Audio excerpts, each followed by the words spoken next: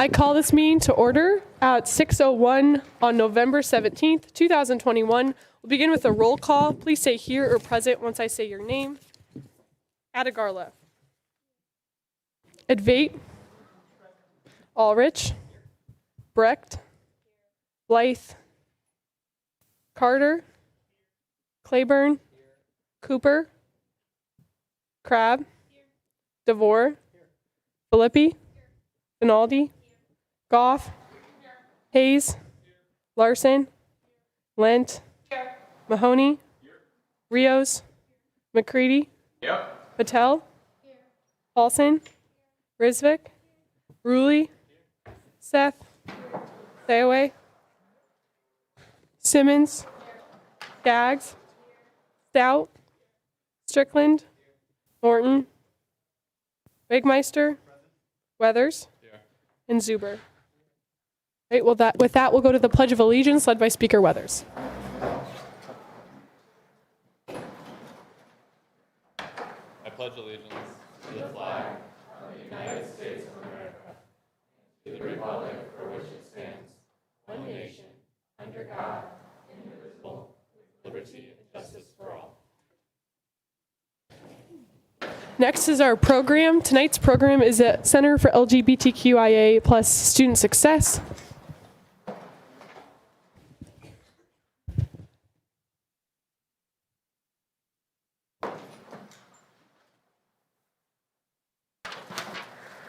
Oh, good evening. Please put their laptops down for the program tonight. Thank you.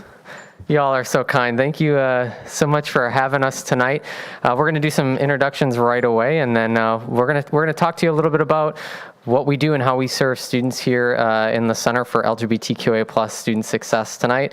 And then we're really excited just to engage with some questions, see what y'all want to know about what we do and kind of what we're seeing and what things look like in our neck of the woods. But before we get started, Chelsea, I'll let you introduce yourself. Hey folks, thanks for having us tonight. My name is Chelsea Miller-Bailey. I use she, her pronouns, and I'm the assistant director in the center. And my name is Brad Fryofer. I use they, them pronouns, and I serve as the director of the center. Let's head over to our next slide. We'll tell you what we do in case folks who don't know. Our mission is up here, but we really serve to develop academic and personal success, community, and leadership for LGBTQIA plus students here at Iowa State. And we do that around kind of 4 pillars, creating a sense of pride, building community, fostering leadership, and mentorship. So that's kind of what the core of what we do. If you see our little C ligature around campus, you kind of know that little logo is us. You'll see that kind of mini rainbow around campus a little bit with our stickers, and some of our other marketing materials are out there. So we kind of love it. So let's head over to the next. We'll kind of introduce you to our small but mighty team. This is us. This is our team. So Chelsea and I obviously introduced ourselves. We also have a graduate assistant, Maya, as well, who helps us provide our programs and services and resources throughout the year. So I'm going to throw it to Chelsea here to talk a little bit about one of our favorite spots on campus, the center space. All right, you can go ahead to the next slide. Okay, so for those of you that have not been, I really encourage you to come visit our space. It is a really lovely space on the 3rd floor of the Union, right here in this building. And it's really a space for students to just be in community with each other. Obviously, they have access to our staff while they're in the space, and so they can come there for resources and any type of like referral needs that they have. If they have questions or concerns, they can come chat with Brad or myself or Maya and get direct support in that way just by visiting our space. And if they need a referral out, that's what we're there to do too, to connect them with other offices and partners on campus as well. We have a few different like resources in our space as well that students have access to. So obviously the lounge space, lots of video games and just like hanging out happens in there. But as we kind of know, that's incredibly important for students on campus, a place where they can make friends, be in community with folks that share identity with themselves. We also have things like a computer lab, a large conference room, and tabletop space for students to do their homework. That's probably what you see most of the students doing in our space a lot of the time. We also, one of my favorite spots in our center is what's called the wellness room, or maybe sometimes called the lavender room if you have any friends that do frequent our space, or if you frequent our space. So it's a room that's painted lavender, and we have soft lighting in there on at all times, and it's kind of a space for folks to just decompress. So if they need a place to just chill between classes, if they need to take a nap, if they need to just like breathe for a few minutes, they can take some time in the lavender room, play a game, do some puzzles, like I said, take a nap, close the door if they need to, and really just have a place to decompress. We really try to serve students of all needs, whether that be social or whether that be individual in the center space as well. So like I said, we are currently located on the 3rd floor of the Memorial Union in 3224. We are right across from the ISSO office, International Students and Scholars. So if you know where that is, it's going to be a few turns around the 3rd floor, but the hall signs help a lot. So if you've never visited us, at the very least, I do encourage y'all to come and at least locate where our physical space is so that you can help other students navigate to our space as well. We're open from Monday through Friday, 8 to 5. And then those are some ways that you can contact us too. So if you don't know that, feel free to write that down so that you can, again, be a resource to other students on campus. I do want to mention that some of you, I'm sure, are very aware the union is under some construction right now on floors 4, 5, and 6. And we will be moving up to floor 4. So late spring, early summer of 2022 is what we are currently projected to move into another new space. So that will look a little bit different come next year. But for now, we are still happily in our bright and vibrant space on the 3rd floor. So we're savoring that while we can. Okay, talking to you a little bit about programs and events. So I manage a lot of the programs and events that we run in the center, and I love them. I think our students, it's probably what they're doing a lot of the time in our space. The events that we do kind of do a lot of different things. So sometimes, like Brad said, they're kind of focused on those 4 different pillars: pride, community, leadership, and mentorship. So I'm not going to go through all of these. You can find a lot about these programs on our website. So if you have some questions, we're happy to answer them here. You're welcome to do your own research too on our website if you want to learn more. But I'll go through a few of them just so that you know what some of our maybe signature programs look like. So we kick off every August with the LGBTQI plus community welcome. It's kind of our big welcome back to campus event. So we usually host it here in the ballrooms. We have tons of activities, food, games, ways for students to just connect with each other, to recognize that there is a vast queer community here at Iowa State, so that students who are new here and who have been here for a while can welcome each other back to campus and say like, hey, we're so glad you're here and you have a community in which you can feel comfortable and safe. In October, we celebrate LGBTQI plus History Month. We also do a variety of social programs. So this semester, that's looked like trivia nights, a partnership with the workspace to facilitate crafts, which our students are really artsy right now, so they're loving those programs, and even some like community and group dialogue sessions about just topics that matter to LGBTQI plus students, so that they have a space to talk with other folks in community that share identity about how things impact them. Something simple as that. We also really do try to break down the LGBTQI plus community into smaller inter-community socials or opportunities to connect when possible. So you'll see that represented in some of the LGBTQI plus student organizations that we have on campus, but we also try to do that here in the center too. So for example, one of the socials that we had this semester was for trans and non-binary students. So we do lots of things for the entire community, but we also recognize it's sometimes important to have folks of even a smaller portion of identity to be in a space so that you have another level of understanding and comfort there. So that was one of the ones that we did this semester, and we have a few more on the docket and planned that we're looking forward to as we continue on to the next year. We've done other ones in the past as well, but only so many months, so many weeks. So we'd love to hear if there's any ideas that you all have for that or what that might look like if you've had friends or if you're looking for something. We're always open for students to let us know what they want to see. Like, we're actually facilitating a program survey right now. You can find that on our website, on our link tree, on our Instagram too. So we're really open to students letting us know what types of programs and events they want to see, what socials matter to them. So we had a graduate student social as well for LGBTQI plus graduate students. And that was simply because we had multiple graduate students come and say, like, we need to know where the other grad students are who understand how hectic and crazy our schedule is, so we can connect with them and have something to do outside of class. We end the year every year with Lavender Graduation, which is a phenomenal program to celebrate the amazing accomplishments of our graduate students each year. We hold that in May of every year, and we love it. It's really a phenomenal celebration. If you won't actually be participating, we highly encourage you to attend because it's incredibly inspirational and a great way to celebrate.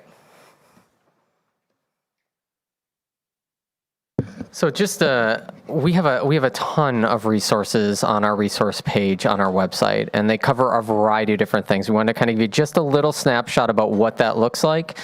So some of the features here are listed. Our pronoun guide really teaches folks what are pronouns, how do we use them, and what does that look like? So in a lot of our programs, and really all of our programs, we provide the opportunity for students to share their name and their pronouns as in a way to do introductions when we're meeting and greeting each other, so we can refer to each other as we'd like to be referred.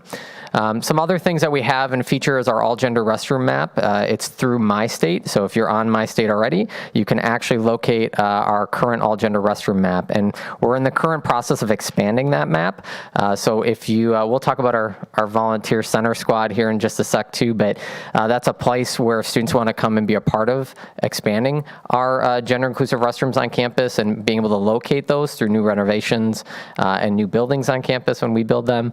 That's a way to do that, but our all gender restroom map is really a student done initiative. Students have worked with us to develop that back in 2015, and we continue to keep adding to it as we get new requests for restrooms, or folks locate other restrooms, or we create new restrooms. Our Transit ISU guide really guides students who are trans, non-binary, or gender non-conforming, and answers a variety of different questions. Campus can be real difficult to navigate for trans and non-binary folk, and so we provide a kind of a central spot to answer some basic questions. And it covers everything from housing to questions around financial aid to application to changing your name on campus. A lot of these can be complicated and difficult for many students, so we wanted to provide a space for students to access that. We also offer 5 scholarships, which will open up actually this spring, and so students can apply, and so that's really exciting. We love being able to assist students to provide some of that financial aid for students. And we also partner with the Department of Residence around the gender inclusive housing and spectrum community over in Freeman Hall, which is a wonderful opportunity for students to have a welcoming environment to live.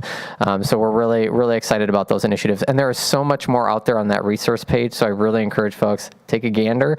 There's a lot going on out there, and you kind of learn a little bit more. Let's head to the next. And Chelsea, thank you. Okay, so one of the big things we wanted to talk with y'all about today is how you can really support students or get involved with our space, especially because a lot of students feel like if they do not actually identify within the LGBTQI plus community, that maybe our resources aren't for them, or that there's not ways that they can support us or serve students or their peers. And we want to let you know how you actually can really do something of service to LGBTQI plus students at Iowa State. So at the very, very least, you can join and learn about LGBTQI plus student organizations. So there are 10 different student organizations that currently serve and support queer students at Iowa State. That means that there are a wealth of students who have decided that they wanted to create a specific community for themselves or do something that spoke to a specific issue for themselves. So they're thriving right now. There are some that are just doing a really, really good job. There are some that are specific to academic majors. There are some focused specifically to identity groups, like I mentioned earlier. There are some simply that are just so folks can be in community with each other, playing games, having fun, doing really cool things just to meet other folks in community. So you can find those on our website too. Really, you're going to hear that a lot. Visit our website. Our website is a great resource. If you have not been there yet, please, please, please go and take a look at all the things that we're sharing with you today. Brad mentioned this briefly, but the Center Squad is another way that you can get involved. So the Center Squad is our version of essentially our volunteer database. So you can find this on our website as well, and there's a link to sign up. So if you're interested at all in volunteering for initiatives that support LGBTQI plus students at Iowa State, this is a really awesome way for you to show your allyship to students. So for example, Brad mentioned the all gender restroom map. There's a forthcoming opportunity to start volunteering in support of that initiative specifically. As you saw on our staff page, we are a small but mighty team, but not mighty enough sometimes, right? Like there are a lot of restrooms on campus that we need to look through, like we need to look at, I guess I should say, and figure out like how they're currently accommodating or not accommodating the students that we serve. In order to do that, we need more people. That's simply put, we just need more people. So if that's something that you feel passionate about, that you think is important at Iowa State, a really easy way for you to get involved and support that initiative is to let us know that you care about that so that we can reach out to you and say, hey, thanks so much. Here are ways that you can help. There are also ways too, if you're looking to dive more into diversity, equity, and inclusion work, that you can help us work with you to create an internship or practicum experience as well. We know that those sometimes are a little bit more regular for graduate students, but we do know that some undergraduate students also have internship requirements as well. So if you feel like that's something that might fit within your program or even a summer opportunity for you, feel free to come talk with us. We are really flexible in our space to try to figure out ways that we can serve and support your co-curricular learning as well outside of the classroom. We also have a monthly newsletter that we send out full of information, not just about our programs, but about campus and community resources and opportunities that are available. So when we hear about things going on across campus or in the community from our community and campus partners, we're putting that in there too. So again, just another way to expand your understanding and knowledge about things that are happening at Iowa State, in Ames, and beyond. Of course, I will tell you this 100 times, please come to our space. If you have not taken a tour, if you have not put actual eyes on our space, we welcome you with open arms and like the brightest smiles. We really, really want you to have the chance to experience the magic that is the center. I think one of the biggest things that we get to experience every day is that the center makes an incredible difference in the lives of students at Iowa State. And it's really important and valuable when you can witness that for yourselves, when you can see the community in action, how you can see them interacting with each other, how you can see them feel validated and affirmed in our space. That's really important, especially as peers representing them. So if you haven't stopped by, please know that you can drop in anytime. You're also welcome to schedule an appointment with us. We will give you a tour at any time. And we would just really honestly love to have you just come take a look. You can also register for classes focused on gender and sexuality if you're looking to expand your knowledge base, learn a little bit more. There are plenty of classes at Iowa State that focus on those things too. If you don't know what those look like, again, shoot us an email. We're happy to connect you with the faculty here on campus that do teach those classes too. Again, we have a really strong partner base across campus that we'd love to help you connect with too. And then at the very least, also follow us on social media. So we're on Facebook, Twitter, and Instagram at the Center ISU, and that's where we're gonna post a lot about initiatives we have going on, programs and events that are going on, and that's probably the most up-to-date way that you can stay on top of things going on in the center on a day-to-day basis. So it's your time, y'all. Questions? We threw a lot at you, Adele. So what would you like to know? Let's chat. Vice Speaker Crabb. Hi, thank you so much for coming today. I really appreciated the presentation. I think I have a question about your internships. I guess I want to know what examples or what have some students done in the past to kind of create their own with your space. Yeah, we've done some really interesting projects. So, one of the projects that comes to mind that I thought was impactful is students really looking at the LGBTQA archive on campus and beginning to piece together some of our history. Iowa State has a really amazing and courageous history of students here, LGBTQA students, and the work that they've done to build community over the years. And I honestly don't know if many students know that history. And this is where those type of internships help us piece that together, because there's a lot to go through. So that's an example, I would say, of a space where there's so much to learn out there. And for me, as just someone who's chatted with some of those alumni from 1970s, to hear what occurred and what was happening around activism and engagement and community, and how much courage at that time based on the environment that they were in, it's really remarkable to think of what that journey was then and to hear from those alums. So there's a lot of potential projects here in that history realm that I think we could certainly delve into. But internships also come in around programming, engagement, events. A lot of that, heck yeah, we got a lot of options to do. So sometimes an intern may come and say, hey, I'm kind of curious, could we do something like this? And we are usually always game to brainstorm and say, yeah, what are you thinking? Let's see if we can do it. And if we can, we try to make that happen. So, yeah, great question. Thank you so much. I yield. Senator Hayes. Hey there. So one thing I know about so I've never been in the center. I've passed by it, and from the pictures that you've shown, it looks fantastic. But something I've heard is sort of a issue from some of the students that I know that have been looking for something like this, is that it's sort of tucked away right now. Do you think that in the future, when it relocates, is it going to be in a more accessible, in your face location in the future? Is that what the plan is when it's moving to the 4th floor? Yeah, so I can tell you where we're going. We do laugh a little bit because it is a maze to kind of get back to where we are now. I think it's we were just counting at the grad student and I were just counting. It's about 8 turns to get up there if you're on the 3rd floor. But once you get there, I think, as most students know, it's pretty awesome once you get in there. So, but yeah, on the 4th floor we'll be right really up off the elevators, the main elevators here on the 4th floor. So student will kind of go up, they'll exit the elevators, hang a left, and we're at the end of that hallway in the new 4th floor renovation. So so we're excited about that opportunity, and I don't know if we know yet what the communications will look like, but we're excited to kind of see as the renovations continue through spring to see how things might evolve there. And we certainly know we have some communication we're going to have to do with students as we get into the new space and kind of feel it out and see, all right, how do we share with students how to get here best? And so I'm sure we're going to have some Insta videos and a variety of other things to kind of showcase to students how do you get there. But yeah, it'll be new. I mean, we've moved a few times here in the last 5 years, so it's a journey, and I think it's pretty remarkable that so many students have followed us through that journey. And and our different locations have met different needs. So that's kind of a benefit in some ways too. So some students now that we're over in the MU these last few years, it's been very helpful for some students who otherwise be like, yeah, I couldn't always get over to your west side of campus location. So this is great. I think it'll be a challenge we're definitely going to have to gear up for here for this spring and summer.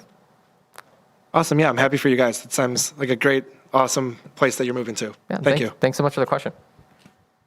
President Campbell. Chelsea and Brad, thank you so much for the very helpful and inviting presentation tonight. And also thank you for being here and for the information you shared. You touched on a program, Thrive, where helping emerging leaders in the community. Would you talk about maybe favorite parts that you have of the program, favorite parts past participants have had, the evolution, and even is it a referral or an application for students interested in joining? Yeah, thanks so much for asking about Thrive. I realized after I finished, I was like, oh, I didn't touch on it. So Thrive is a program, maybe last year we did it, 3 times? And it was in its 3rd year. I will say this year we are not facilitating the Thrive program in this academic year because of challenges related to COVID, unfortunately. So Thrive is a leadership development program for emerging leaders, and we pair it with a 6 to 8 week in-session program in our space. So it's an application process. It can also be based on referrals as well. And students, once they're selected, are in essentially a small group cohort. After they go through the 6 weeks with us, 6 to 8 weeks with us, we also work with them to attend what's called Mumble Talk. It's the Midwest's largest LGBTQI plus student-run conference. Because of COVID, Mumble Talk used to be facilitated in February, March of every year, and that changed. So they didn't run it one February, and then this past year they facilitated it in October. And so because of that, it radically changed the format of our program. So one of the reasons that we facilitated Thrive in the spring is so that students could get on campus, get comfortable, kind of figure out where they wanted to be at Iowa State, especially because it's a program for emerging leaders. A lot of the folks that participated in our program have been underclassmen, first and second years primarily, but we've seen folks of all grades actually, even graduate students in our program too, because emerging leaders really just mean where are you at on your journey. It doesn't necessarily mean how old are you. And so that first semester on campus is really crucial for them to feel comfortable being in a space where they're exploring their LGBTQI plus identity, even if they're just coming back for another year on campus.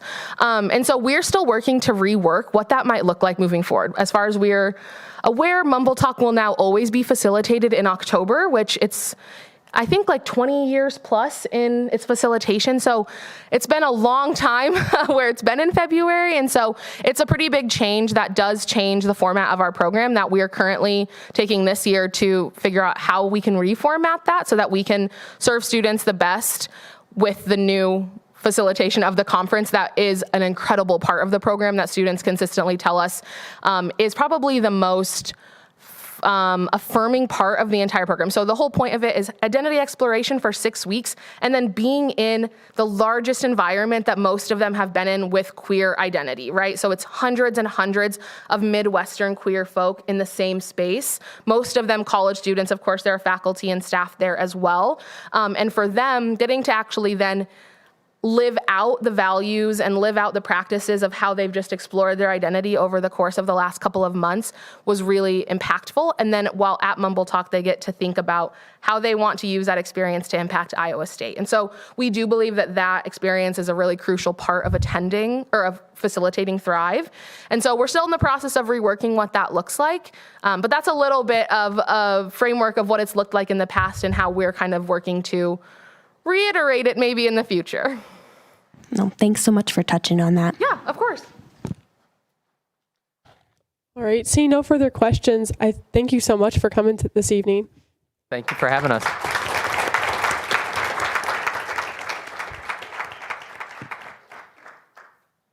All right, with that, we'll move on to Open Forum. Open Forum is an open discussion of issues relevant to students. If you're here to speak, please approach the podium and say your name and major, and you will have you have a 10-minute limit to speak.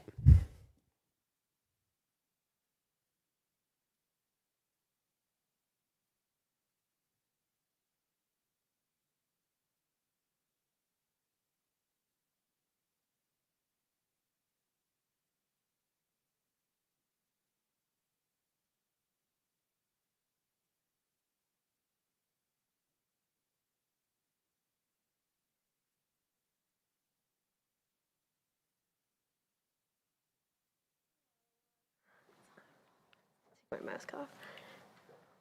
Hi. So I just wanted to talk about the town hall a little bit that happened on Monday.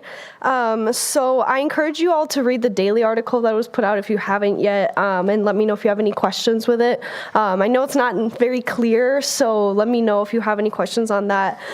So I just want to touch on kind of what happened a little bit. So during the town hall, our conversation turned a little bit, and by the end, I stuck around, and students seemed frustrated and kind of got the sentiment that student government members became a bit defensive instead of listening to the concerns that they were addressing. So I'll kind of talk about kind of what this is, and it's a little bit in the daily article as well. So there were, so my committee is leading a project to propose Senate officers, which would be a position to go to underrepresented groups. So having members such as first generation, international students, veteran or ROTC, and indigenous finalists, etc. So these would be seats that we're proposing to increase representation for underrepresented students. So this is what we were talking about.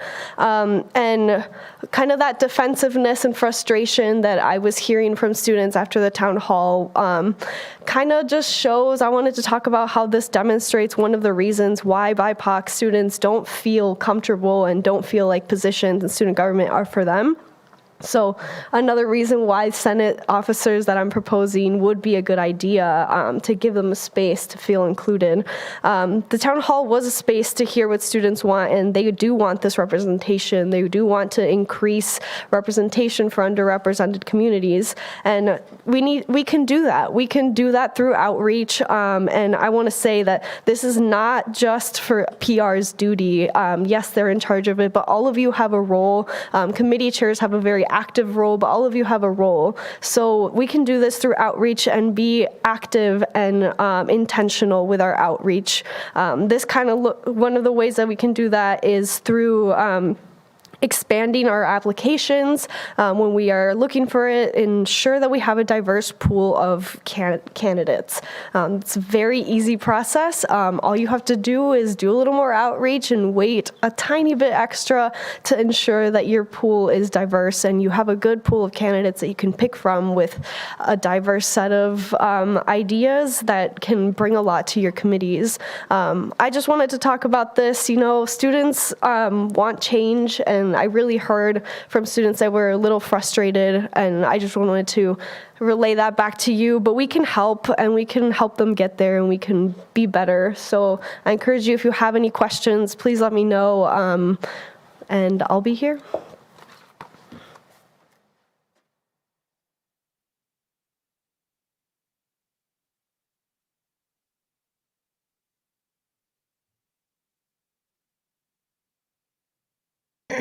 Hello, everyone.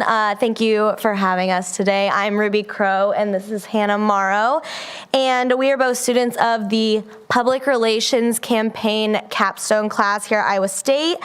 Our main focus during this course is to develop public relations and public information campaigns. And our client for this semester is Invent to Prevent for the Department of Homeland Security. Our primary goal is to inform and inspire action in students on campus by engaging with campus leaders about targeted violence toward the Asian American Pacific Islander community, which is the AAPI community. To help stop targeted violence across campus, we hope to raise awareness of how mis and disinformation on the internet can lead to radicalization of targeted violence. We hope to increase allyship with the AAPI community at Iowa State University with our campaign. Our campaign is called the PAIR Podcast, and PAIR means Peers Elevating Awareness and Rapport. And right now, Ms. Morrow is handing out little goodie bags with kind of like a QR code thing in the middle of the PAIR. With this campaign, we have created a podcast, website, and social media content with information regarding what targeted violence is, how targeted violence has affected the AAPI community, and how to understand misinformation and disinformation. We sent out a survey to all Iowa State students to gather information on what students knew when it came to targeted violence. The results were staggering and will be shown on our social media platforms as well as talked about on our podcast. We are here today to present this information to you in hopes that it offers a well-rounded view of the gravity in which targeted violence occurs on and off campus, especially within the AAPI community. We have come here today to bring your attention to the campaign we are putting on, so please pass on this information to your peers and others to spread awareness about this topic. Also, after you listen to our podcasts, make sure you take the survey afterwards on our website. And if you scan the QR code on like the flyers or the little sticker on the little pair QR code, it leads to a link tree, which leads to our website, our podcasts, and our social medias. And right now, on our social media, there's a giveaway, so you could go there and check that out, and then check out our website for all the resources and everything you need with that as well. Thank you so much for your time, and I really appreciate you inviting me here today.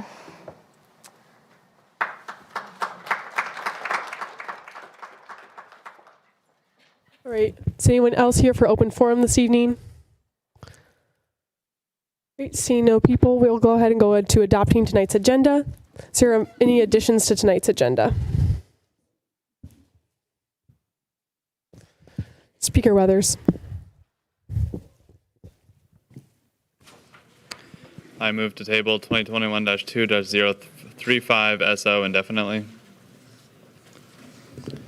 It's been a motion and a second to table amending the election code indefinitely. We'll go ahead and go into a discussion period on that. Question has been called for and seconded. We'll go ahead and go into a voting period on that. Unanimous consent has been called for. Is there any objection to tabling amending the election code indefinitely? All right, seeing no objections, that's been tabled indefinitely. Any more additions to tonight's agenda? Speaker Weathers. I move to add 2021-2-052A, amending the election code, to new business as reflected on the agenda. All right, there's been a motion to add amending the election code to new business. Is there a second? Right. We'll go ahead and go into a discussion period on that.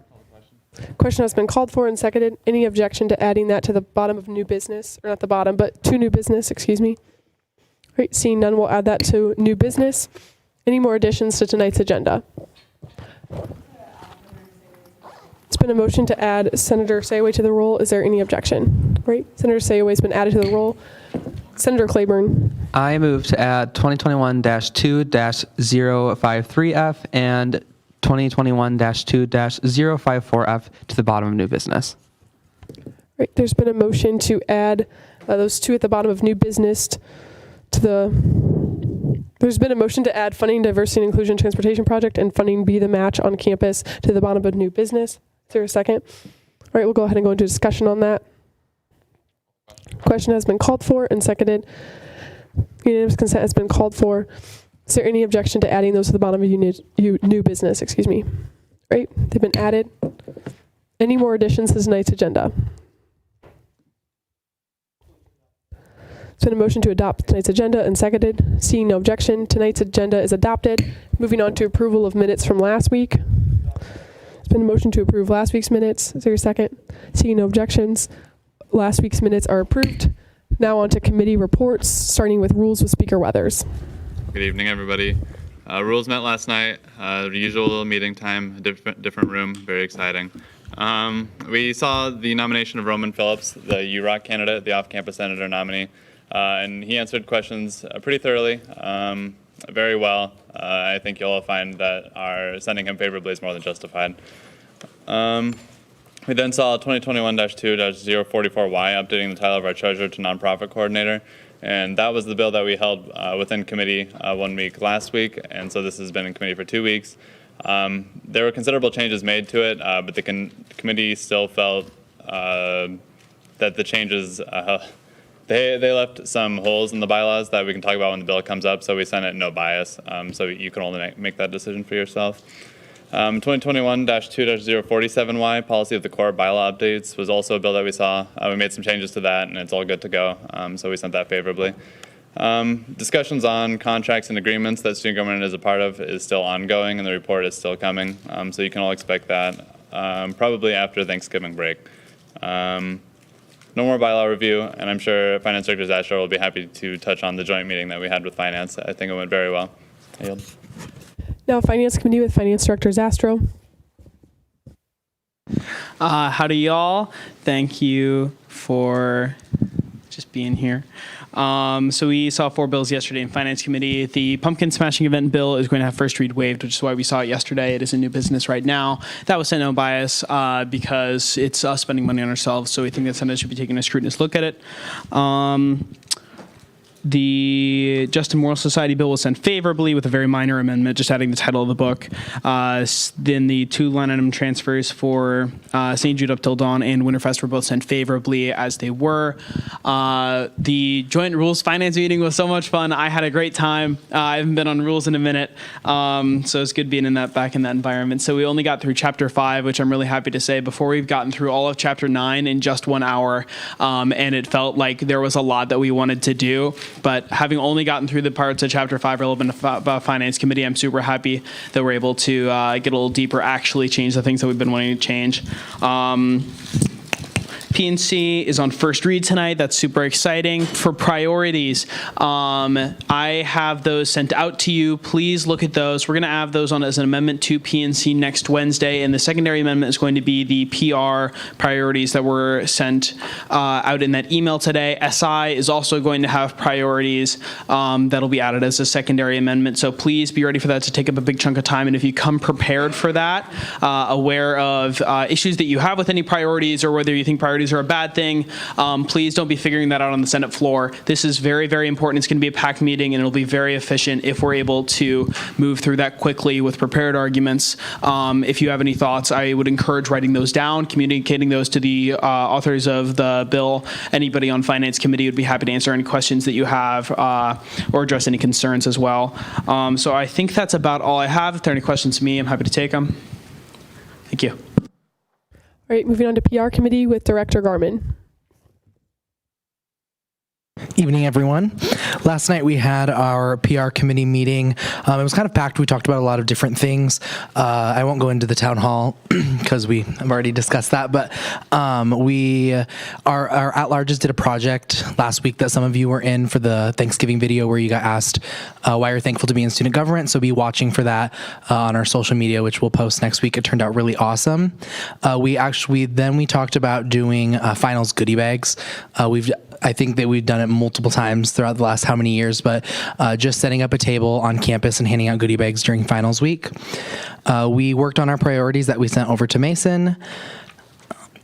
And then we put together an election outreach subcommittee that will work with Election Commission kind of next semester on completing a presentation and going to different organizations on clubs and explaining what they can run for, what being a senator means, and just stuff like that. But yeah. Moving on to Diversity and Inclusion Committee with Director Flores. Hello. So some updates from me. We also worked on priorities and sent them to Mason. We also I've been meeting with people who have questions about replacing me in my role. So if you're interested, let me know. I'm more than happy to talk about it. And then we've also met with some other campus organizations for potential collaboration as we continue into the year. And then lastly, my committee created some end of the semester goals to just move along and make sure we're getting things through the busy week that will be coming up.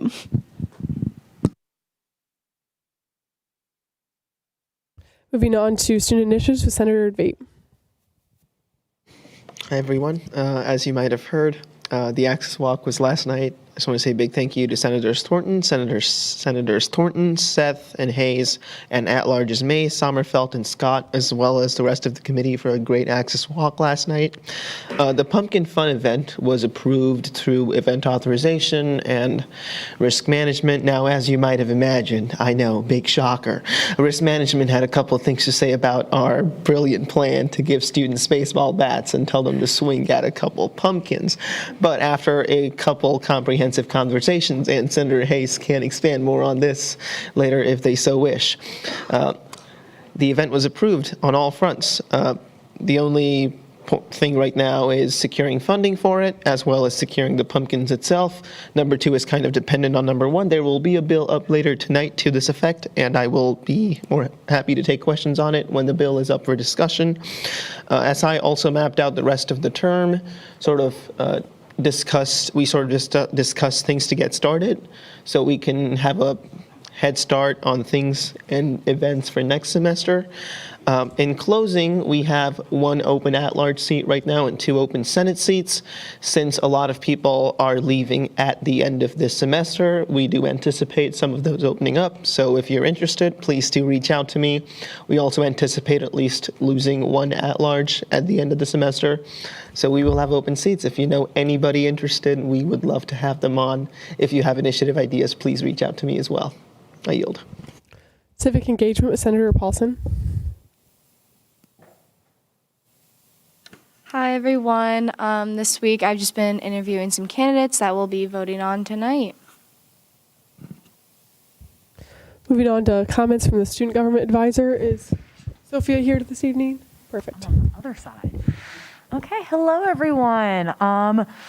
Happy second to last meeting of the semester, and that is a point I'm making. It's the second to last meeting of the semester. There's only one more after this, and as Mason said, or Finance Director Zastro, not only priorities and criteria are up, but also the election code and also a lot of other bills. So please, please, please review things before the meeting on the 1st. It's a jam-packed meeting and a lot will be happening. And so the more prepared you are, the better discussions you can have, and you can hopefully get through all of it. So beyond that, I will be sending out an email in December, hopefully before you leave, about if anyone would like to meet with me over winter break.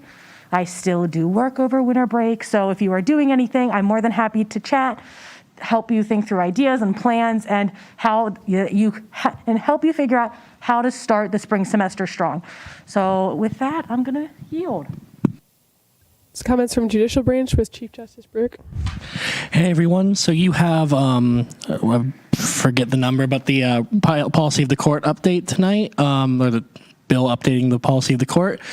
That was drafted and recommended by the Supreme Court. So if you have any questions about that during the discussion on the bill, direct them to me. It's a good bill. Obviously, the court supports it. We think it'd be really helpful.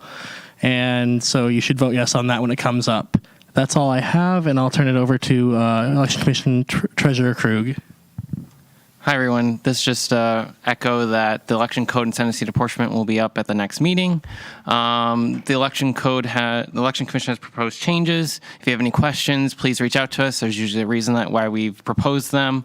It's easier to come and clear it with us instead of doing it on the floor. It's just a lot cleaner. If you have any questions, let us know. Moving on to comments from the Executive Branch with President Campbell. Good evening and happy last Wednesday before break begins. If you have not, I would encourage you to open your email.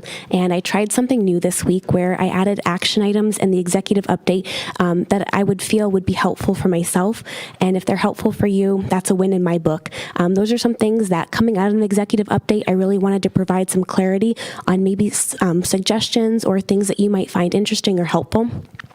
A couple updates I'll provide tonight, and then I have some reiteration that that information, again, is included. I won't touch on in depth, but just following the multicultural town hall yesterday, I want to say thank you to everyone who had efforts that took part in that. Thank you to Dr. Younger and her office with Student Affairs for providing Mr. Burrito yesterday. I heard the tamales were a hit. And additionally, you'll read in the executive update that we had a call to action as members of student government to really increase and continue efforts to outreach to different groups on campus. And it's all of our responsibility, and we want this to be a place where people feel like they have a desire to walk through the doors and join in on the collaboration. A couple updates. This past Friday, I had a 2.5-hour meeting. It was wonderful. We had the strategic plan working group meeting Kickoff. It was here in the Memorial Union, and that's the launch of the 9-year strategy for Iowa State. There's 4 working groups. Here in the email, they're innovative solutions, knowledge and discovery, student experiences and community engagement, it's education experiences. So I'm working with the Education Experiences Committee, and we're looking at 2B statements on what we want Iowa State to become and identifying stakeholders along that way of the process. Otherwise, the Memorial Union Advisory Board subcommittees are meeting. I'm part of the Development Committee. We talk about how the Memorial Union remains relevant for students, prospective students and their families, alumni, et cetera. And we talk about how that Memorial Union alleviates student dollars being paid towards the building, but rather how can we generate additional sources of revenue. The Ames Convention Visitors Bureau met this week for a stakeholders meeting. They're doing a really exciting rebranding of the Ames community, and we are a really large part of that. So it was cool that they included students in on that and provided some input about what their next brand is going to be. And they've had their last brand for the last 10 years. So kind of interesting there. A couple fun things, and then we're on to things that I'll let you read more about. But we got reached out to by the athletics department to be the student organization of the match for an upcoming wrestling meet. And it would actually be it's their Frontline Hero Day wrestling match. So they would offer free admission to any student government members that had an interest in attending, and that student government would be recognized at the match. So if anybody has interest, I unfortunately have a family holiday that day, and I'm bummed to not be able to make it, but I would absolutely encourage anyone who's interested. I'm going to send out maybe a message in the group me, and we'll get you information if you are interested, but we'll also send that information out to all of student government. So that's one of the action items there. Other than that, take a look at the Board of Regents survey, pass along the Director of Diversity and Inclusion application, which should be now fixed if it was not open earlier. I apologize. And then finally, would encourage you to reach out and extend some love this holiday season with a side things. And that's open to anyone in the Iowa State community. You're able to recognize and thank the efforts of those around you that you really enjoy and appreciate. With that, can I answer any questions for anyone tonight? Senator Hayes. Hey, I was just wondering about the Ames Convention and Visitors Bureau meeting.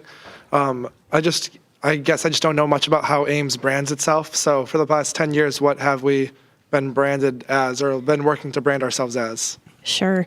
And this was something I went into the meeting pretty maybe open-minded. I hadn't had a lot of experience.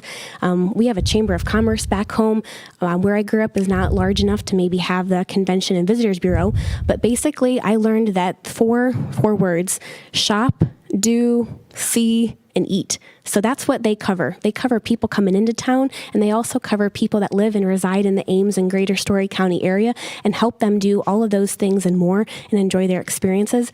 For the past 10 years, I believe their brand was Visit Ames, which is something, I think it's their URL, www.visitames, and maybe someone could check me on that. But that's been a pretty common visitors and Convention Bureau tagline. Des Moines is Catch Des Moines, if anybody's familiar with that. But they really want it to be more than just visit, because they feel that excludes current residents, and they want current residents to be part of that strategy and feel included in the brand. So pretty cool, but they would encourage any major conferences that come, like the State FFA conference that draws in a lot of students, anything else that happens at the Iowa State Center over the course of a year or other places is, I would believe, part of their realm. You'll see a lot of co-branding with Iowa State, Ames Laboratory, Ames Research, or Iowa State Research Park, to my understanding. But I'm learning too. I hope that answers your question. Yes, thank you. And so moving forward, are we no longer going to be using Visit Ames, or is it going to be like Experience Ames, or what is the goal moving forward? You could be part of the branding process. You're very close. So I don't know exactly when it's going to launch, but yes, it's going to be a new word. It will no longer be Visit Ames. So they're playing around with a couple ideas there, and I'll get back to you on what they're thinking, and maybe I can share that after Thanksgiving break. Wonderful. Thank you so much. All right, seeing no further questions, we'll go ahead and go into External Matters, General Orders 2021-2-045F, funding the Just and Moral Society with Senator Zuber. Would the representative for the Just and Moral Society like to come and speak about the funding request?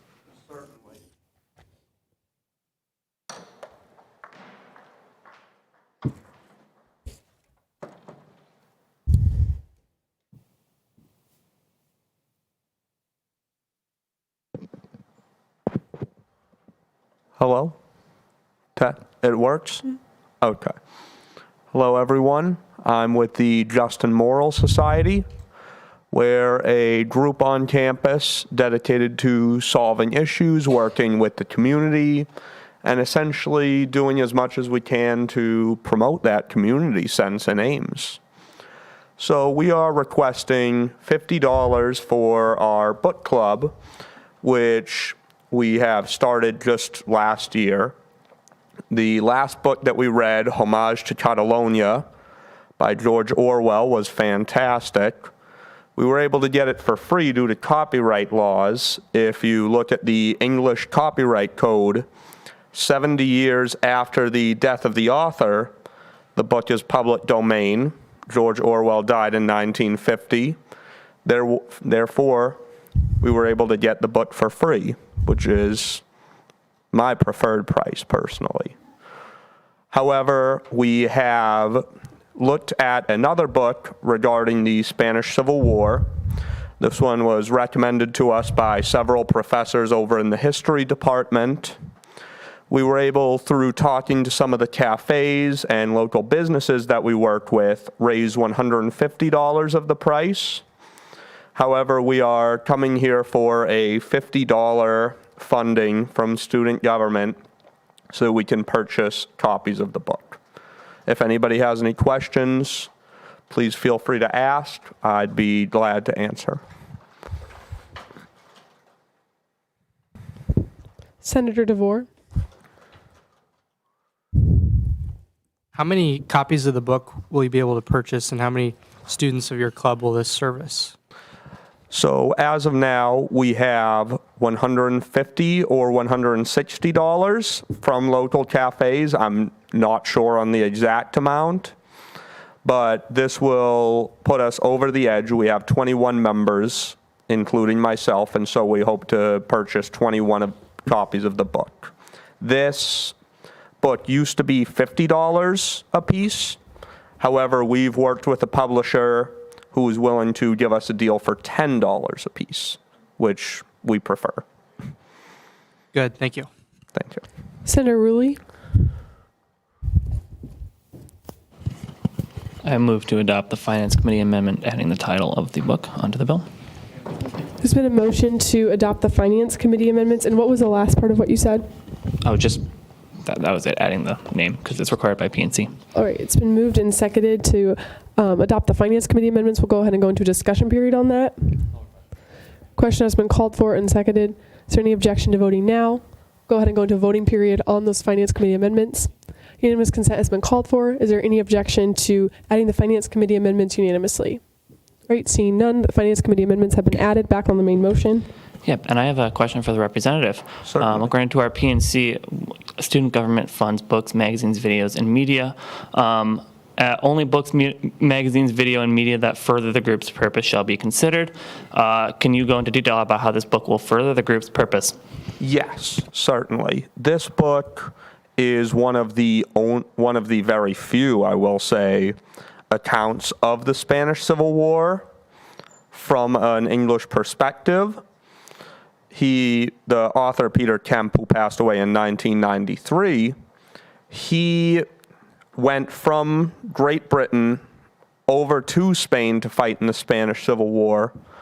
And I think that with the goal of our club to discuss these sort of universal values, the sort of community and character of these people, I want to see what inspires somebody to go from England down to Spain for a war that they're not involved in.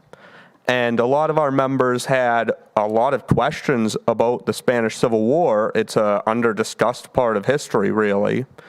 And so we're going to engage in discussions, not just with ourselves, but also with the local community. We talked with several other patrons of the coffee shop. That's how we've gotten members. It's really just going to help us, and it's going to be fantastic. Thank you. I'll yield and call the question. I'm going to call the question in a second. Is there any objection to voting now?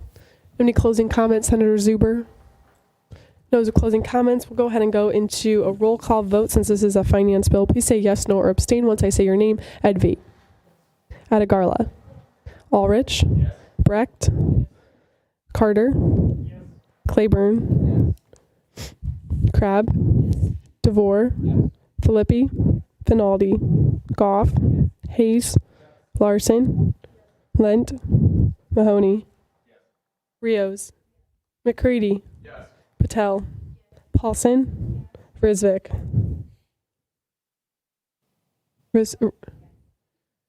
Ruli. Seth. Sayaway. Simmons. Skaggs. Stout. Strickland. Wigmeister. Weathers. Zuber. All right, of a vote of 30 to 0 to 0, the bill passes. Thank you all. Moving on to 2021-2-046F, Fund Students for St. Jude line item transfer with Senator Ruli. If John, if you want to go up to the podium, ask some questions. Like all line item transfers, you can click on the memo that's in there that more accurately describes what we're doing. But yeah, do you want to go ahead and describe the request for the line item transfer?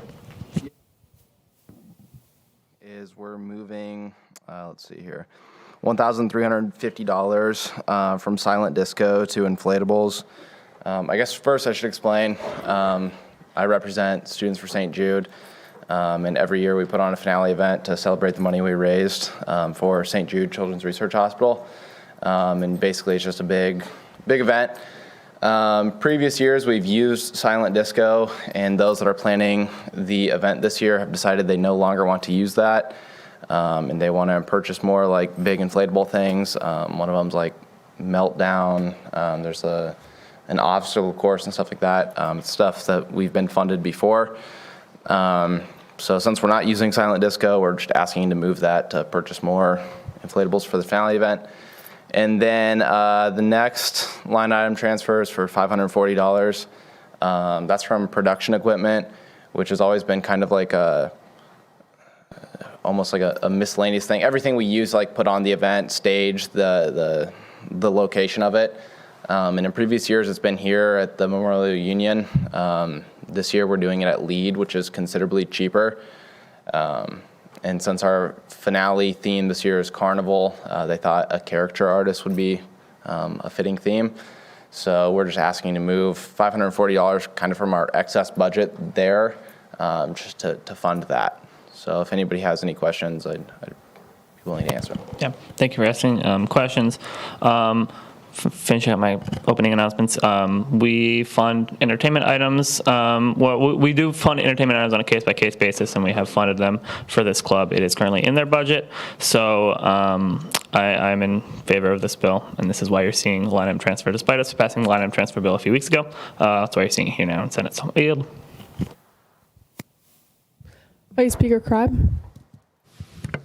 Hi, thank you so much for coming. This is a question for Finance Director Zastro.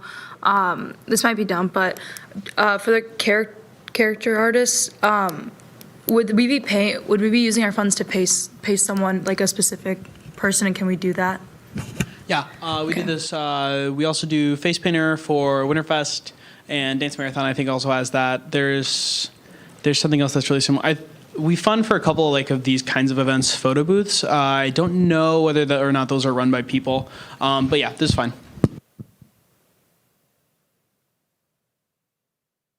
All right, is there any more discussion? Question has been called for and seconded. Is there any objection to voting now? Okay, closing comments with Senator Ruli. No closing comments. We'll go ahead and go into a roll call vote since this is a finance bill. Please vote yes, no, or abstain. Advate.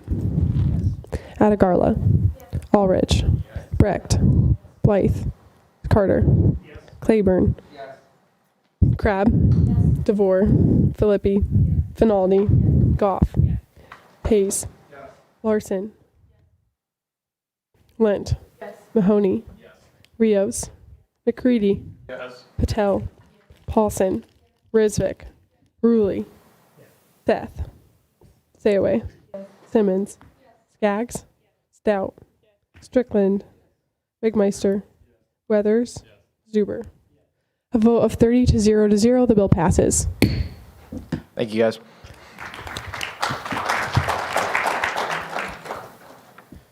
Moving on to 2021-2-048F Winterfest line item transfer with Senator Ruli. Yeah, looks like the representative for Winterfest is here. So if you want to kind of describe what Winterfest is and what this funding request is, that'd be great. Hello, everyone. My name's Tim Ryder. I am the Service Learning and Student Orgs Coordinator for Student Engagement, and I also serve as one of the advisors for Winterfest this year. So, as many of you may know, Winterfest is our annual winter celebration that we put on through our office, always the Friday before Dead Week, or Prep Week, sorry. And it's meant as kind of one of those final events that students can come and just kind of hang out and have a relaxing time and fun event before the start of Prep Week and Finals Week. So unfortunately, we weren't able to do it last year due to obvious reasons, due to COVID.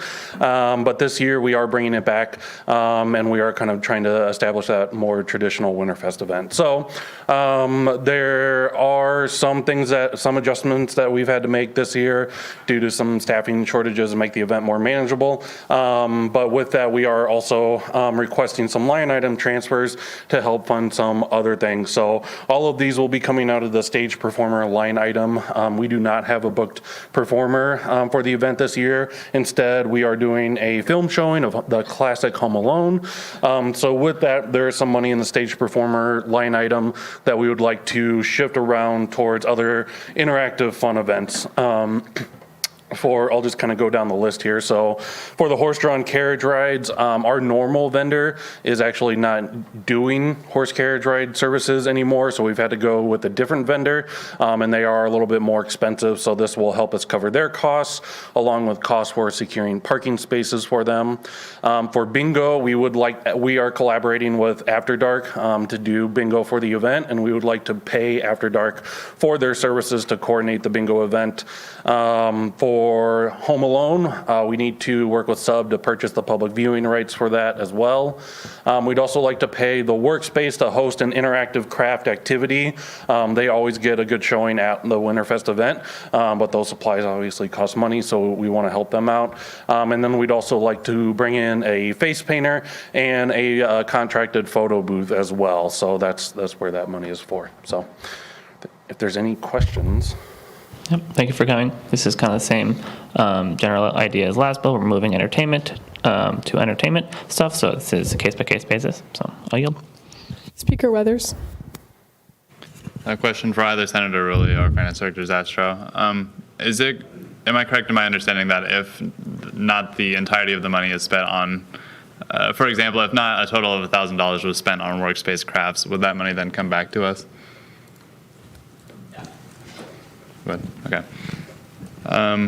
Then I think my concern is alleviated. Senator Litt. A question for the representative. Do you know which craft will be available in Workspace Crafts?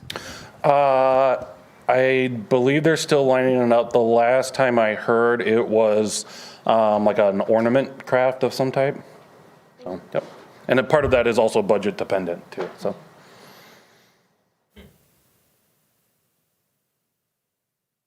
Great. There's been a call to question. In a second, any objection to voting now? We'll go ahead and go into closing comments. Any closing comments? Go ahead and go into the vote here. Roll call vote once again for a finance bill. Please vote yes, no, or abstain at vape. Adegarla. Allridge. Brecht. Carter. Claiborne. Cooper. Crabb. DeVore. Filippi. Finaldi. Goff. Hayes. Larson. Lent. Mahoney. Rios. McCready. Patel. Paulson. Grisvick. Ruli. Seth. Sayaway. Simmons. Skaggs. Stout. Strickland. Wegmeister. Weathers. Zuber. Vote of 30 to 0 to 0. The bill passes. All right. Thank you all.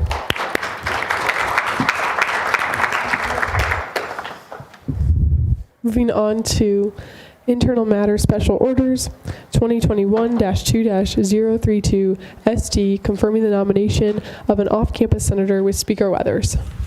Hi, Roman, if you'd like to approach the podium. And essentially just address the body on your qualifications or motivations, why you want to be a part of student government, any projects you'd like to accomplish, basically everything that you said in committee. Very well. Good evening, ladies and gentlemen. My name is Roman Phillips. I'm a junior here at Iowa State. I'm a transfer student from Colorado Tech, and I live off campus with my wife in Polk City. I've been married since 2018. I was in the Marine Corps from 2014 to 2018. That's where I got a lot of my leadership experience. I was a radio and satellite operator in the Marine Corps, and I deployed in 2016 to Spain and Italy, where I was attached to Task Force 111 to do real world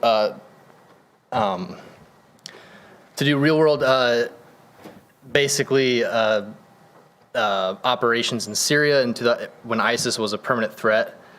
And I came home in 2018. Well, I deployed again in 2017 to Japan and South Korea. And there, as I trained with the South Korean Marines, and we were the responding unit for when former President Donald Trump was in North Korea meeting with Kim Jong-un. Just in case anything were to happen while he was there, we would be the ones that would basically respond to that.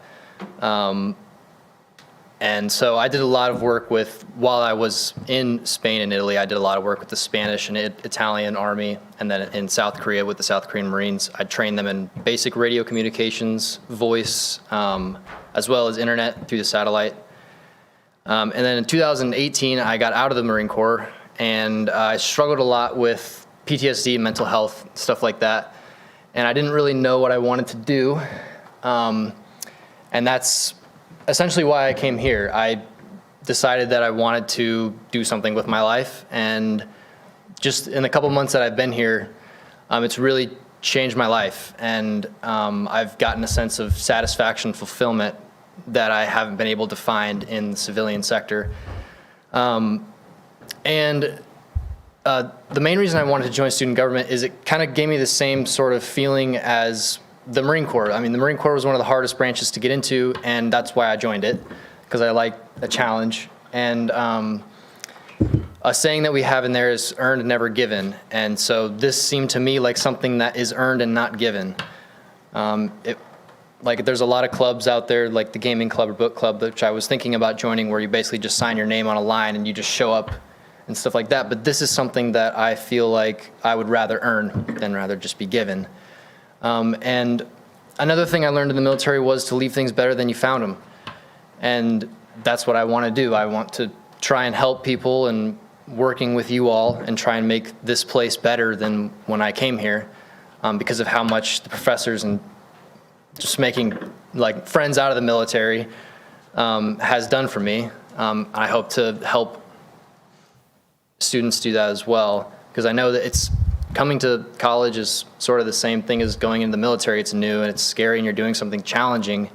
And while I was in the Marine Corps, I was also the mental health and suicide prevention coordinator for my unit, which was 8th Marines. And so along with coming to college, there's a lot of mental health things as well that can come along with that, good and bad. And so I would like to do stuff with that as well. And living off campus, I feel like that's the main reason why I wanted to be in the UROC Center was I live off campus. That's probably the best place. But I've talked with a couple of students in my classes that live off campus as well, and one of their major concerns was transportation. And something I thought of was maybe like a rentable scooter service, which I've seen in a lot of major cities. It would probably take some time to get something like that done. I don't really know the process, but I mean, I would be more than happy for any of you to come up and help me with something like that, or if that's even possible. But essentially, I want to work with the Software Engineering Club and see if we could develop some sort of in-house app that we could use ourselves or develop ourselves, and possibly even generate revenue for the Iowa State to put right back into it, something like that possibly. Another idea that I came up with last night was like, I the name came to me, and it's like Uber, but for students. I was going to call it cyber, but it's something that maybe a student could use like if they don't have class one day, they could just drive other students around, and it could be a way for our students to make money.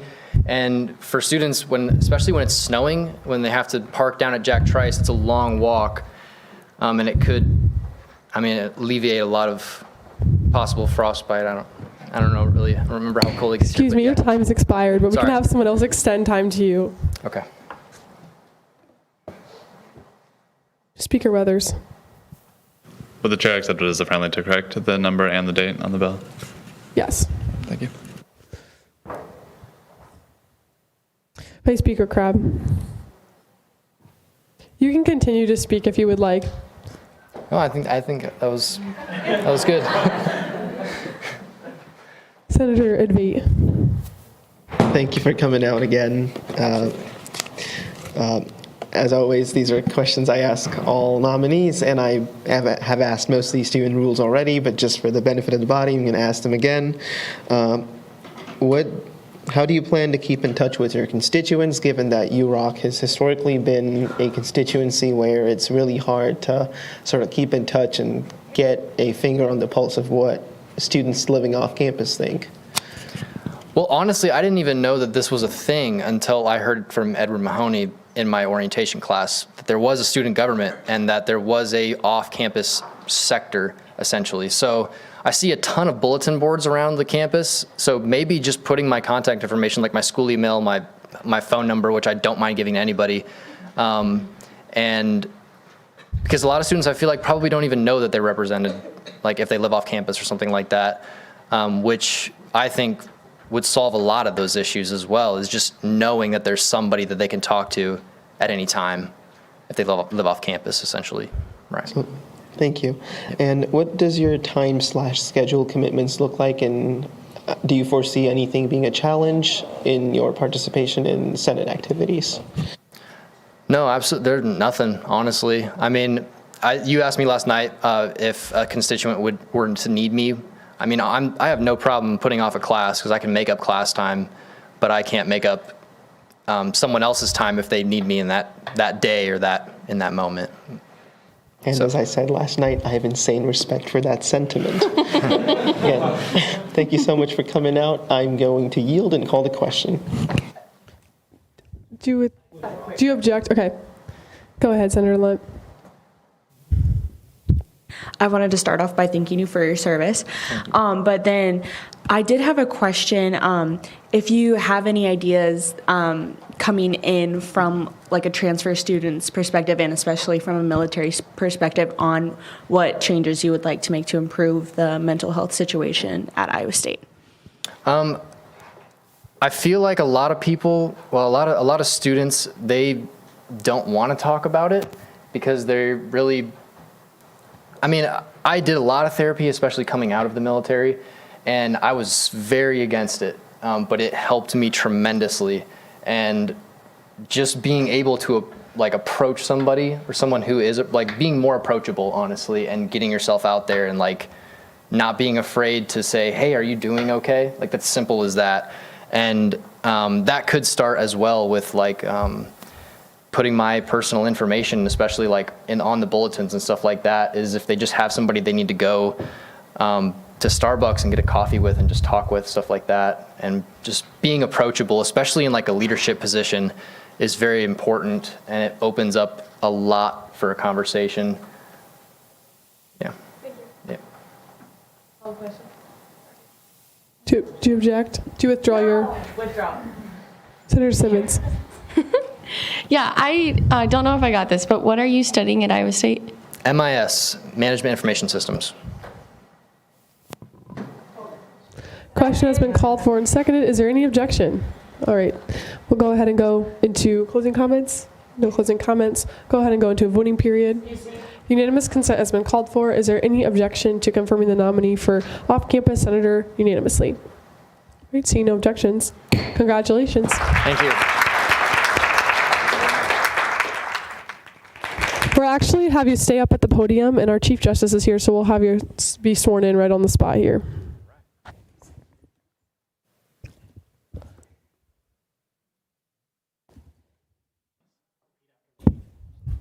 I solemnly swear or affirm I solemnly swear or affirm to execute the duties of my position to execute the duties of my position as prescribed in the Constitution as prescribed in the Constitution and the laws of the government and the laws of the government for the benefit of all students. for the benefit of all students. Congratulations. Thank you.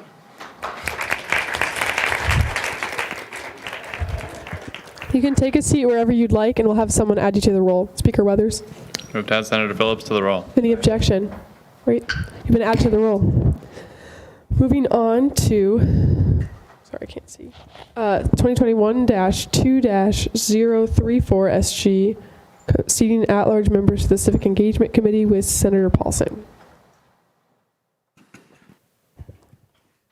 Hey, Peyton, if you just want to go up to the podium and kind of share about yourself, why you applied for the committee.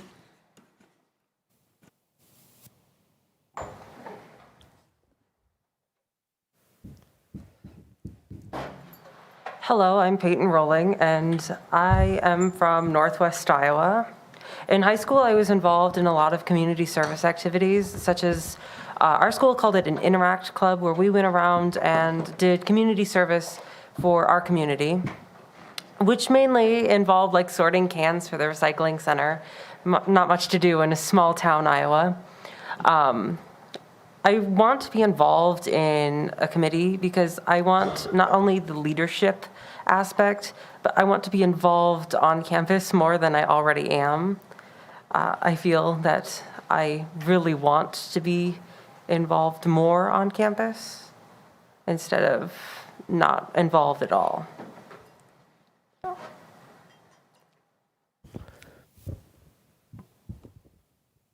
Senator Dvait. Hello, thank you again for coming out tonight. Just again, a couple boilerplate questions I ask all nominees for committees.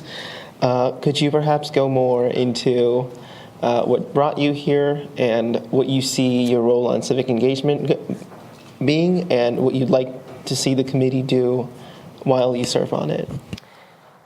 Can you repeat some of that? I didn't hear all of it, sorry. Oh, absolutely. What brought you here and what you see the role of civic engagement being and where you'd like to see the committee go as you serve on it?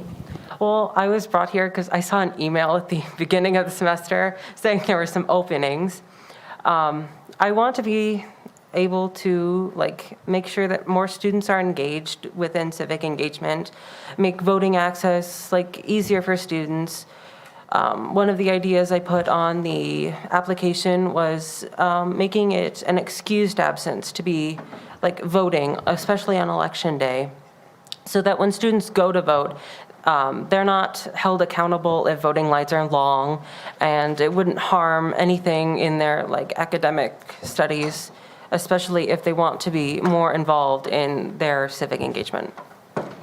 Well, that sounds really great. Thank you so much. I yield. Speaker Weathers.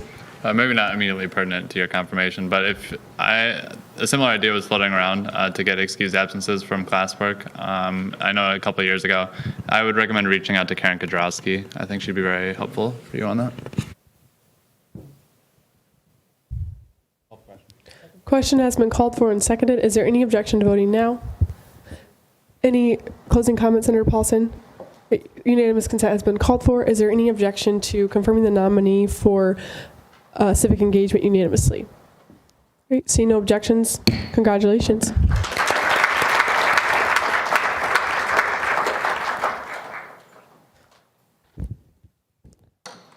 All right, moving on to general orders. 2021-2-044Y, updating the title of our treasurer to nonprofit coordinator with Senator Hayes.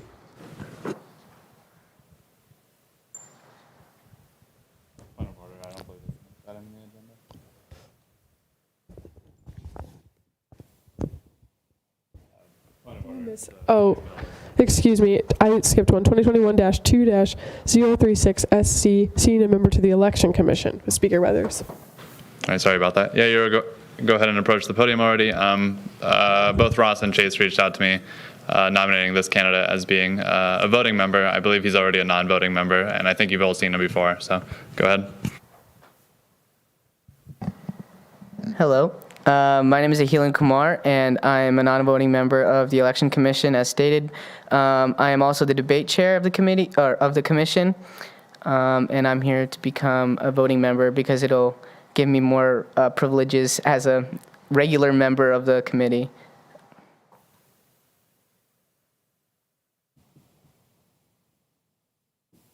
Senator Debate. Yeah, thank you for coming out again. I think all of Senate knows you from the last time we saw you. I guess just out of curiosity, what would you say has your, going from a non-voting to a voting member, what has your experience been with Election Commission so far, and how do you think that's sort of going to play into your role as a voting member on the commission? Election Commission's been great. It's a great way to learn about how student government works, and also get to be involved in student government. Being a voting member will help me state my opinion more firmly in a legislative manner. Instead of just talking about it, I can actually make my opinion heard when it comes down to voting. But it won't change much of how I go about being in an election commission, but just an added bonus, I guess. Question has been called for and seconded. Is there any objection to voting now? Any closing comments? No closing comments. We'll go ahead and go into a voting period. Unanimous consent has been called for. Is there any objection to confirming the nominee for the Election Commission unanimously? Right, seeing none. Passed. Congratulations.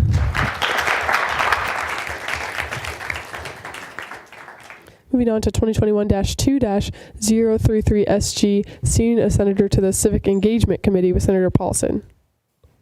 Yeah, Stacy, if you want to go up, do the same thing. Thank you.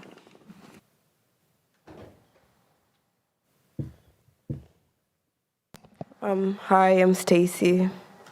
I would like to join the Civic Engagement Committee because I think it's important for student voices to be heard while they vote. Some of my goals I would like to accomplish would be to participate in voter registration events and to talk to clubs and organizations at Iowa State about voting and being engaged in the voting process.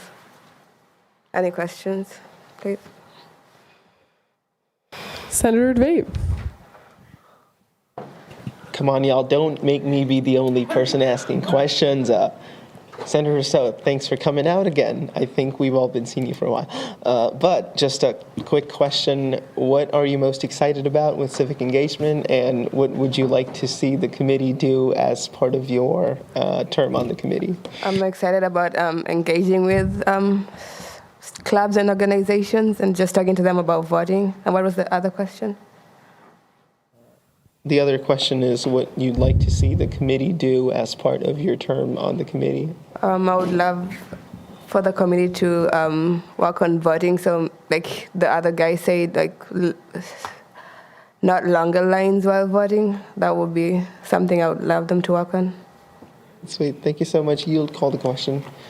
Question has been called for and seconded. Any objection to voting now? Any closing comments?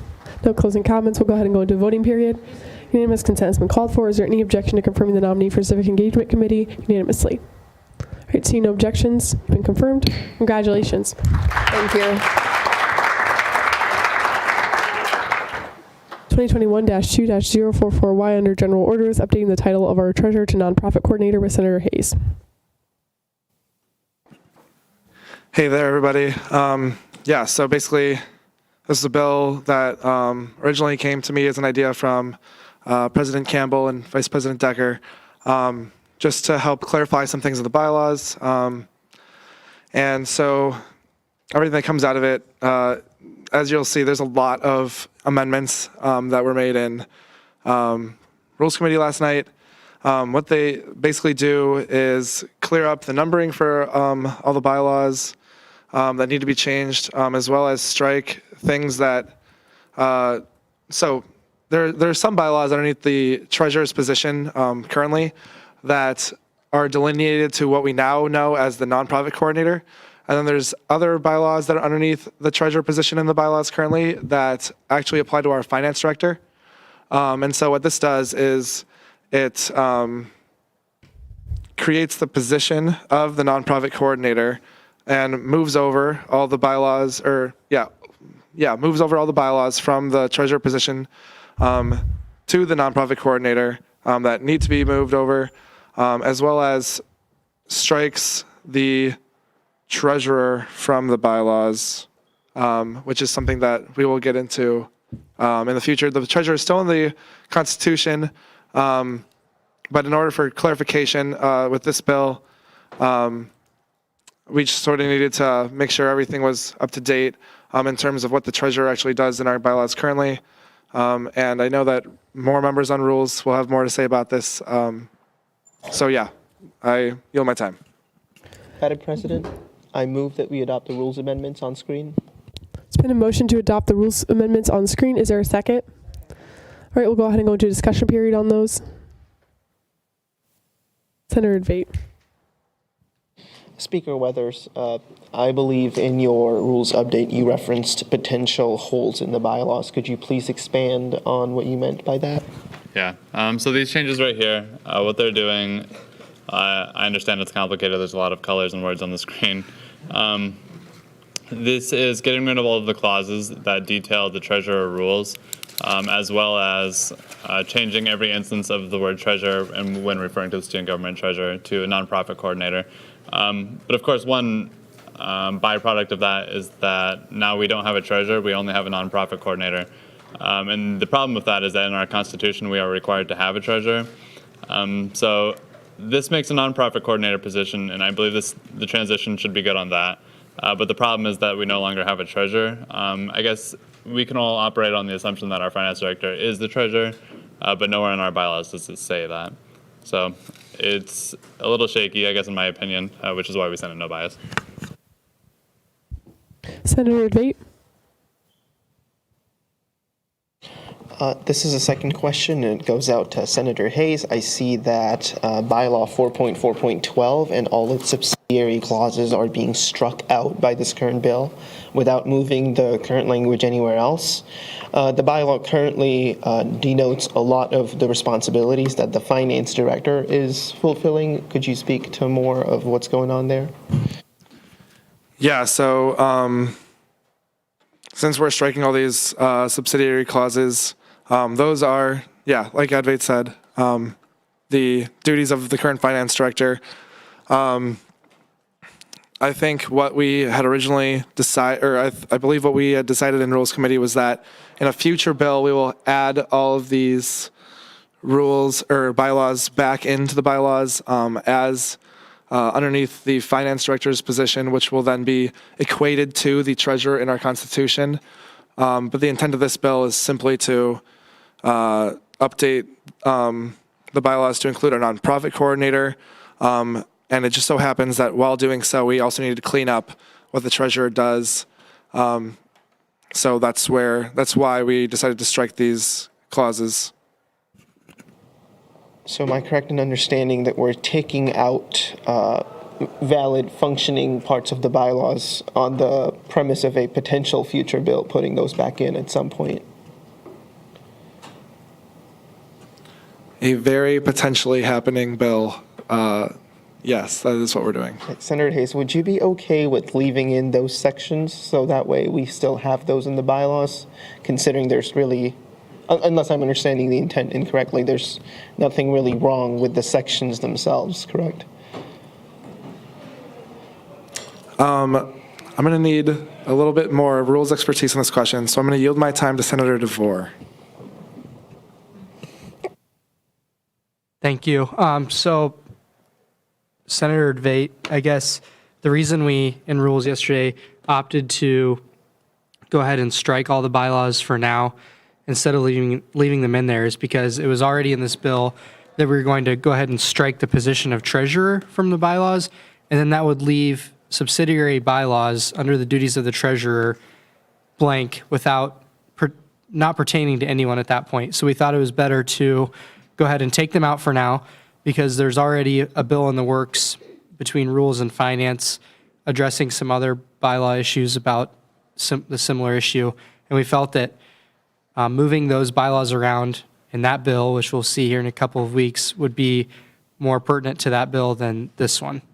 Right, and I think I agree with that characterization with the addition that striking out those rules should also be left to that bill, so we're not in a sort of limbo in the middle, because it's always possible that we end up striking this section and then the next bill doesn't pass us for whatever reason, and then we forget as a body this is very real, right? We have high turnover rates and whatnot, so I'd prefer to keep language in until a potential solution is on the table and is not just something that is potentially going to happen in the future.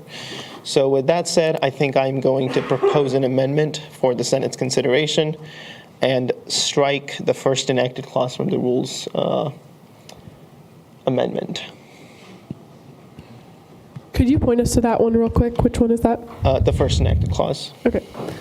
There's been an amendment to the amendment to strike the first enacted clause. Is there a second? All right, we'll go ahead and go in discussion on that.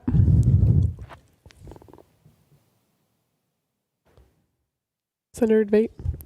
Right, so again, to make my rationale very clear, I do agree that we should be striking this and moving this to a different section, but we should wait until we have that second bill ready, and we can perhaps just strike it out in that second bill instead of striking it out right now and then hoping we fix it in the future. So that way we're taking it out and fixing it in the same bill instead of taking it out right now and then saying, oh, we promise we'll fix it in the future and we'll write a bill to fix it in the future. I yield. Vice Speaker Crabb. Yeah, so I know that after our rules meeting, we knew that this was going to need a little bit more work before it was shown today. That's why we sent a no bias. I ended up talking to Chief of Staff and Finance Director, and they said that they looked at that bylaw and said that a lot of things that are on there right now, in general, we don't do. So I think striking it is a good idea. And also, I do have a high hope that we will put this in our next Chapter 5 bylaw. I understand your concern with it, but if a lot of it already isn't being used or is necessary, and also if we are looking at putting this in Chapter 5, if there's something that we don't like about Chapter 5 that can be amended, I hope it will pass, as this is something that we do need in our Constitution, but I yield. Speaker Weathers. Hi. I realize this is complicated. Senator Debate, if you look at the bottom of the document, I have begun proposing changes that would allow us to not strike this clause, but to also include the treasurer and the bylaws under the finance director's duties. I'll give you a moment to look at it, and I'll renumber it, of course, accordingly. But I encourage you to give me your thoughts on that. Senator DeVore. First, I'd like to pose a question to Speaker Weathers. Are you proposing this as an amendment? But a potential amendment once we vote on what we're on? Okay. So now seeing this, first of all, I was not in favor of the amendment that we're on about striking the treasurer from the bylaw, striking bylaw, the first enacted clause, excuse me. I think it might, in fact, change the intent of the bill, because the intent of the bill was to update the title of our treasurer to nonprofit coordinator. And if we were to strike the first enacted clause, then we would have a treasurer and a nonprofit coordinator in our bylaws, which I think would be just as murky as getting rid of the treasurer. But I do like the language that Dawson's adding at the bottom of the document now better. So with that, I'm going to encourage everyone to vote no on the current amendment and call the question. It's been a call to question and a second. Is there any objection to voting now? A reminder, this is an amendment to the amendment, which is striking the first enacted clause. All right, we'll go ahead and go into a voting period on the amendment. We'll do a placard vote. Again, this is the amendment to the amendment. Please vote yes, no, or abstain. We'll begin with yeses. Noes. Any abstentions? All right. Of a vote of 0 to 31 to 0, the amendment fails. We're back on the first amendment, which was the proposed amendments originally. Speaker Weathers. I move to amend the amendment to add an enacted clause at the bottom, which reads, bylaw 5.6.5.1 be added to read, fulfill the duties of the treasurer as outlined in the Constitution, which shall include, and then all the subsidiary bylaws are the bylaws that already described what the treasurer does, but now they're just under the duty of the finance director. All right, is there a second? All right, we'll go ahead and go into discussion period on the amendment to the amendment. Vice Speaker Crabb. As I discussed, I'm super for this amendment, but as I discussed earlier, do you think that we're probably gonna make changes to this when we go over Chapter 9? Because I know there are still some things in here that don't apply to us in the moment, but I don't know if we wanted to handle that now or when we go through review. Senator DeVore. I also agree that the amendment at hand now is also not pertinent to the current bill. The current bill, the intention of the current bill is to change the title treasurer to nonprofit coordinator. And I think that this amendment here would be better suited for the bill that's being presented from Rules and Finance. I yield. Speaker Weathers. Yeah, I guess I just firstly wanted to say that we're well within our authority to change the intent of the bill, both as Rules Committee, which is when we propose amendments to you. Those are all amendments that change the intent of the bill. And as a body, of course, we're allowed to change the intent of the bill. I think the sum total of what was going to be in that second bill is basically this amendment. The desire to change the treasurer to nonprofit coordinator was because already in operation as student government currently is, the finance director is the treasurer, and the quote-unquote treasurer, Lydia Youngquist, is actually the nonprofit coordinator. So this it's not making any changes, it's just making the bylaws more accurate to what's actually going on. Question has been called for and seconded. Is there any objection to voting now? Again, this is the amendment to the amendment. All right, we'll go ahead and go into a voting period. Please note, vote yes, no, or abstain. We'll do a placard vote. Begin with yeses. Please raise them high.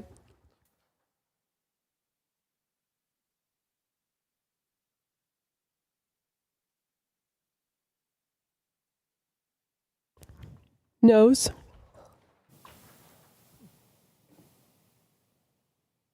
Any abstentions?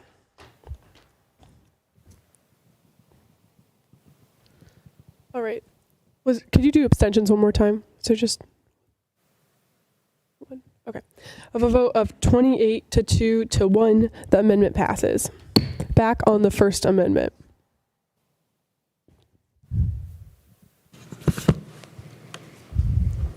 Speaker Weathers.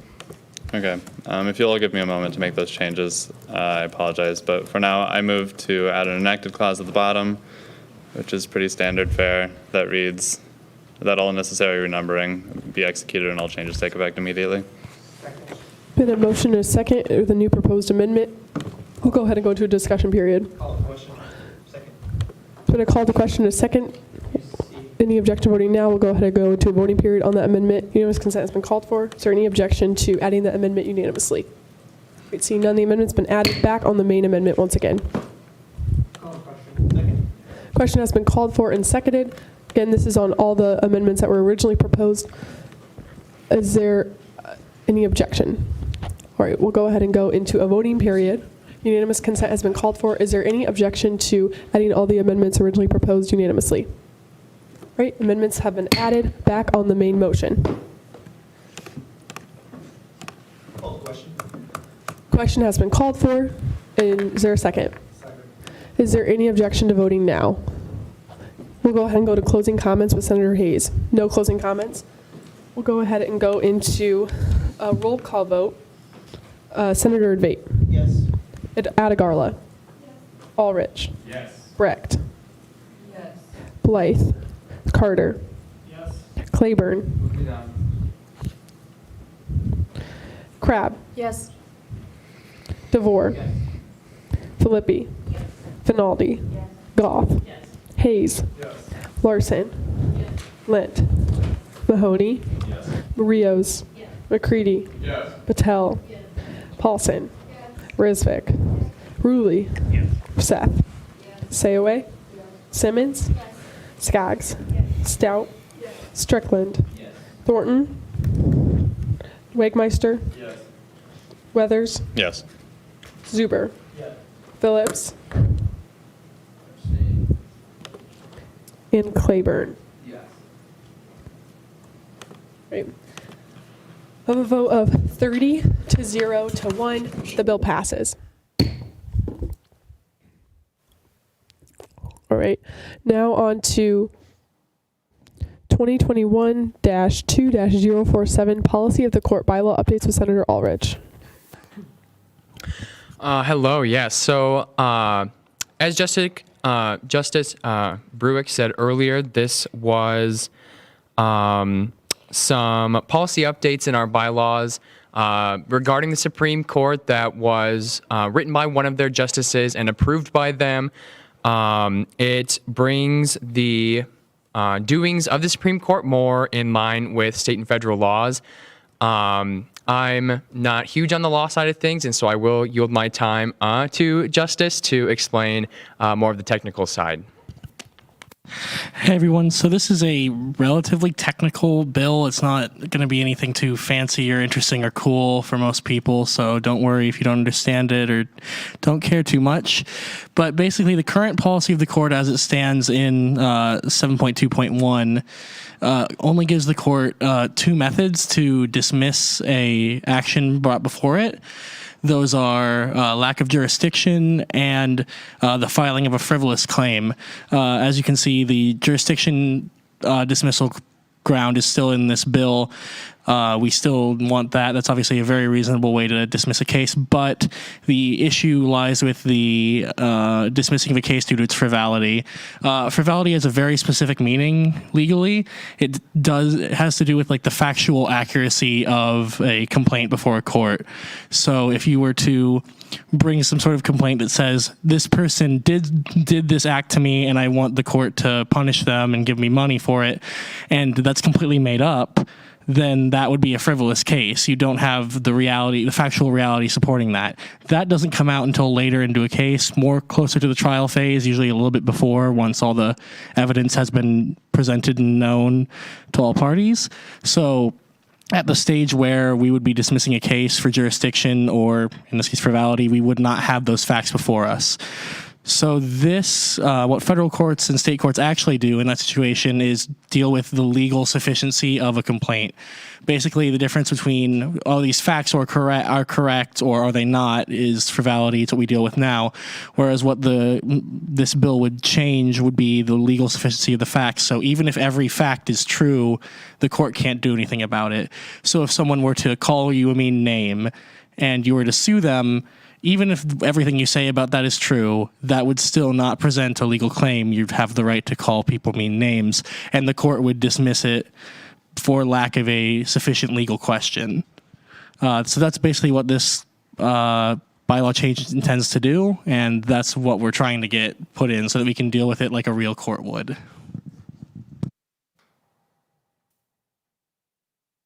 Speaker Weathers. Okay, question for Senator Ulrich, and I apologize, I should have addressed you about this off the floor, but in Rules Committee we made some changes to the numbering after you left. I just want to verify with you, the author, that those changes are accurate to what you wanted to have happen, and obviously I'll give you a second to look at that if you need it.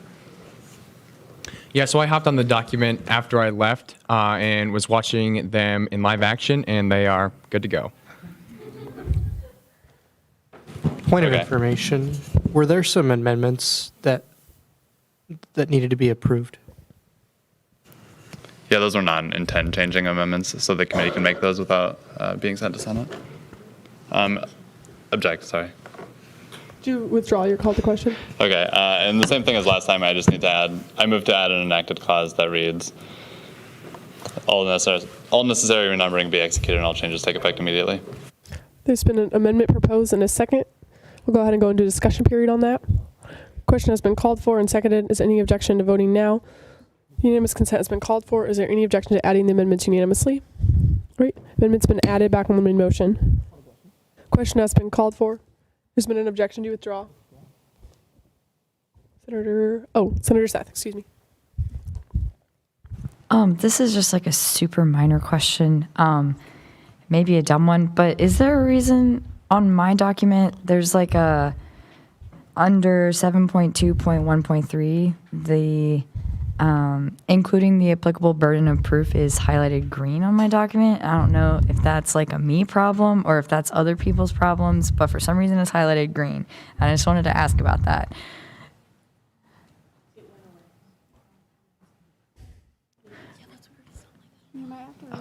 Senator Ulrich. Yeah, I yield. It's not, I think it's just a me problem. I would say that's a you problem. All right. Question has been called for. Do you withdraw, Senator Ulrich?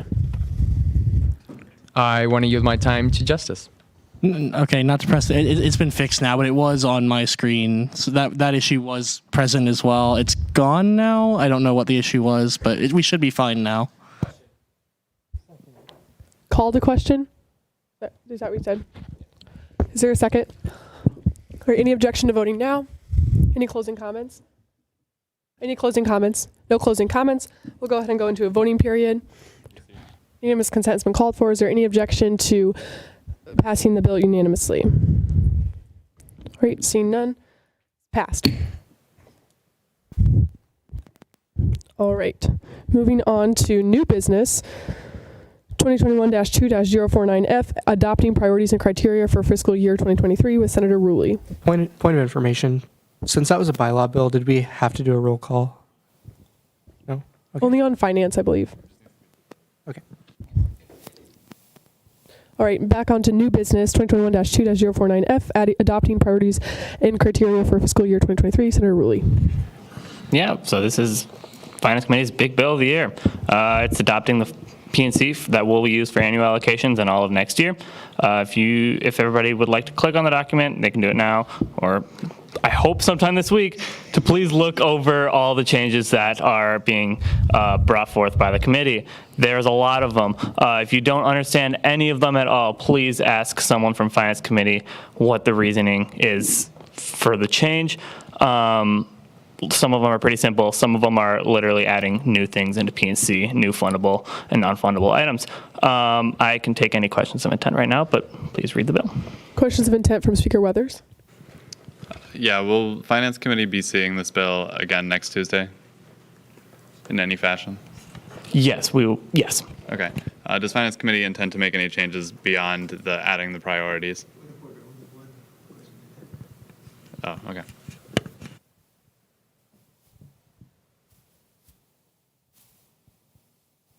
Seeing no more questions of intent, we'll go ahead and move on to 2021-2-052A, amending the election code with Speaker Weathers.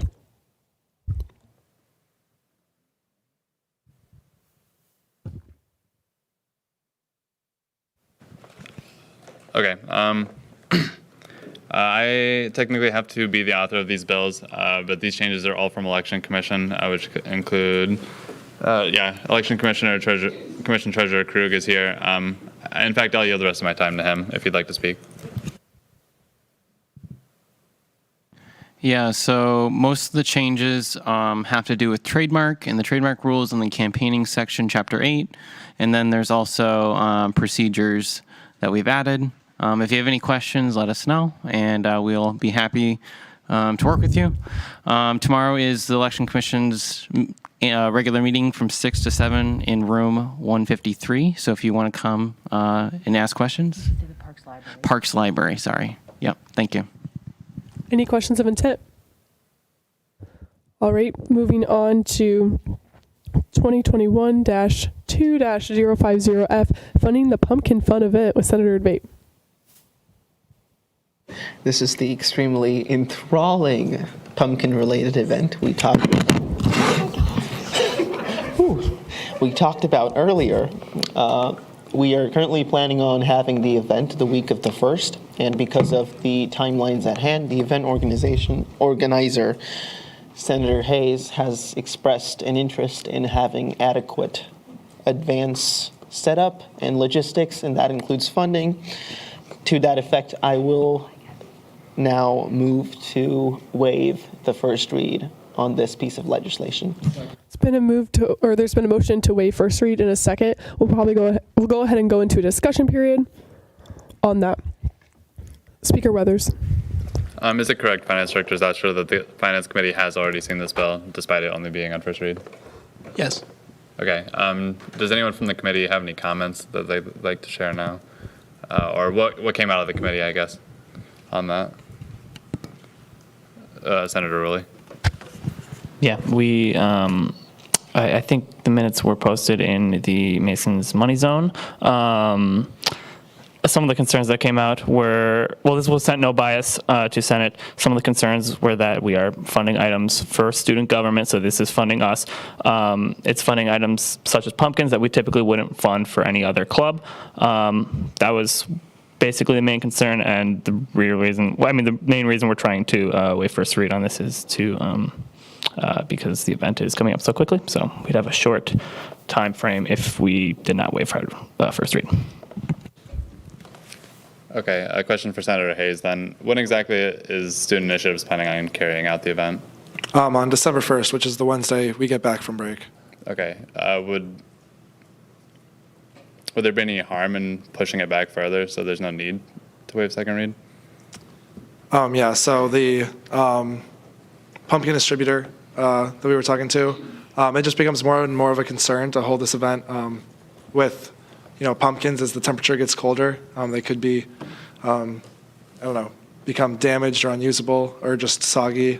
And by having them be crisp, we were able to cut them up and use more pumpkins or have more batting opportunities per pumpkin. So the current plan is to cut each pumpkin into fourths and then have students bat at them. So effectively, the 100 pumpkins that you see here will result in at least 400 batting opportunities. Okay, Jermaine. Sorry. Yeah. But that's what I'm saying. But if they are soggier, then odds are we are not going to be able to have as many slices of pumpkin. No, I'm not done yet.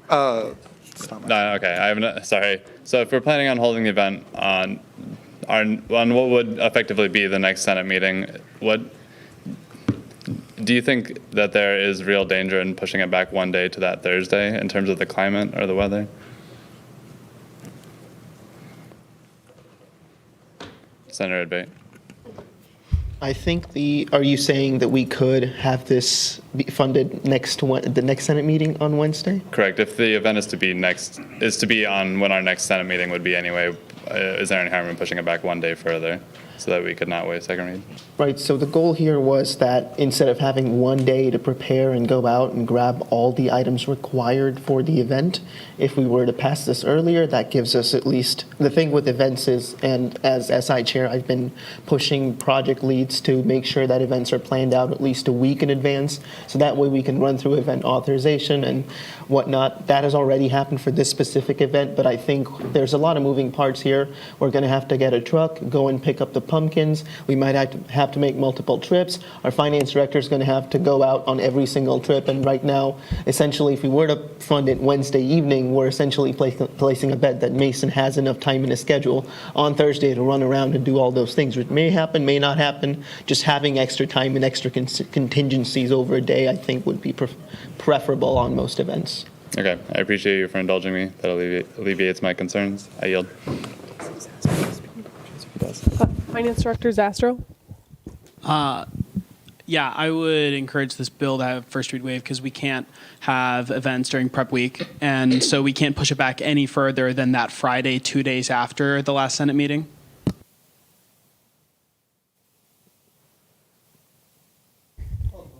Question has been called for and seconded. Any objection to voting now? Again, we're voting on whether to waive first read.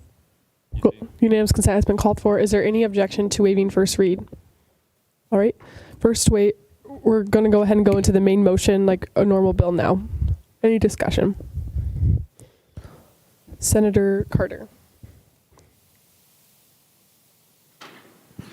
Hi. I was just curious if you were getting the pumpkins from a local, like, who's your pumpkin guy?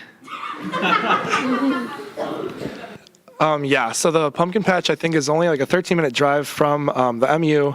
It's at DeMoss Pumpkin Patch. I think it's technically within the Ames city limits. So yeah, it's locally sourced. Senator Ruli.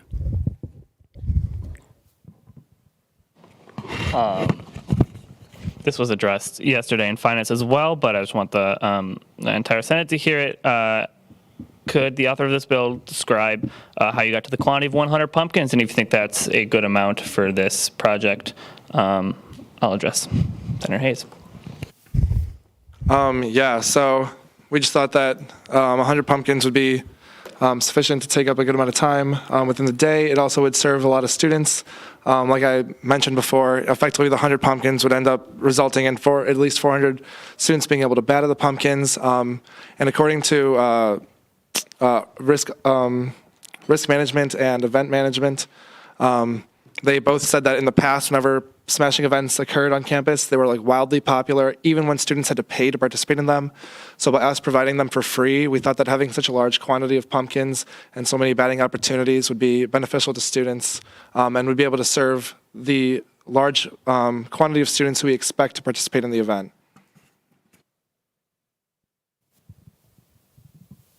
And then my second question is, can you tell us which of the items are being, I'm assuming, I think this was answered yesterday, but I kind of forgot, which of the items are being rented and which are being purchased, and where the items are being purchased from? Yeah, so the pumpkins are being purchased from DeMoss Pumpkin Patch. The caution tape, safety glasses, tarps, and tarps are being purchased from Walmart. The trash bins are being rented from FP&M. And the parking pass is being purchased from the parking division here at Iowa State. Senator Debate. Speaker Weathers.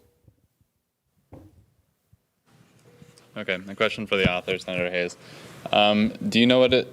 okay, so Senator Ruli had addressed concerns that we were funding money, or funding things essentially for ourselves, is what this was. Can you describe the effort or the amount of money, or just what it looks like for the advertising for this event to ensure that it's not just student government members showing up? Yeah, definitely. So we'll probably be posting this on like our social medias, as well as there will be caution tape lined between Curtis and Beardshire that will hopefully start drawing people's attention, as well as as it's like just a busy area that's very congested on campus. We expect a lot of foot traffic to be able to stop by between classes or during their days and come and smash pumpkins. Okay. I guess my concern would be that we can't exactly return these pumpkins if not enough people show up. So I think advertising and getting the word out is especially crucial for something like this. I yield. Senator Rizvik.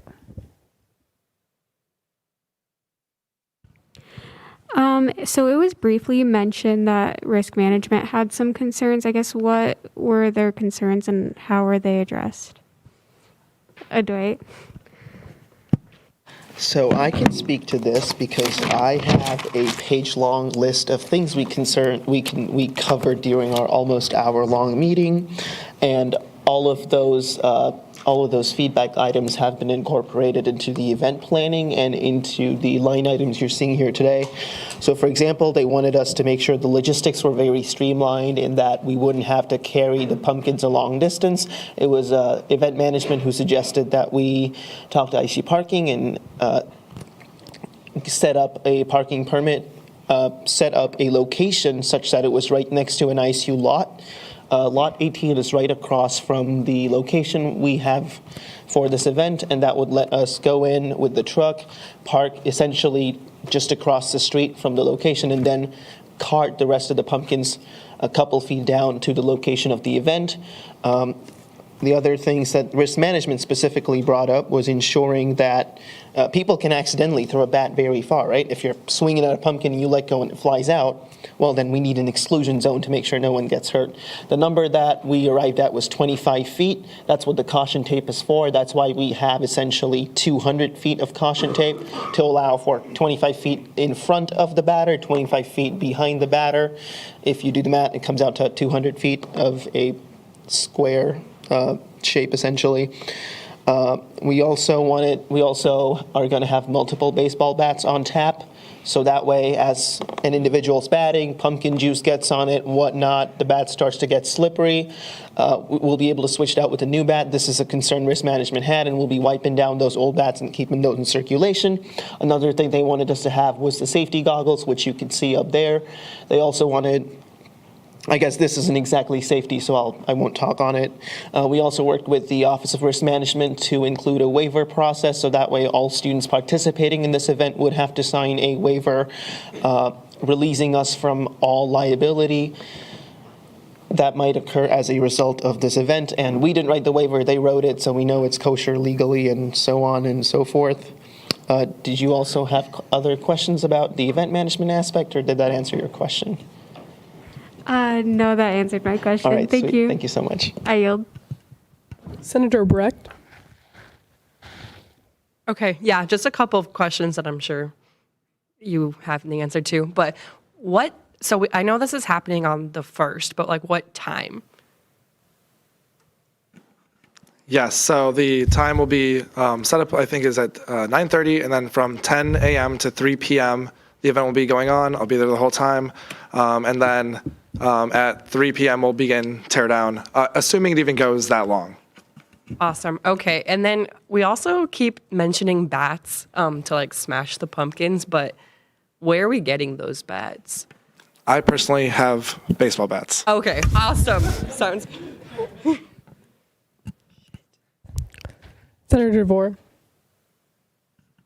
So I know someone already asked you about some of the cost items, but I didn't hear you mention the cones. Are you renting or purchasing the cones? Oh, yeah, sorry. Yeah, the cones we're going to be renting.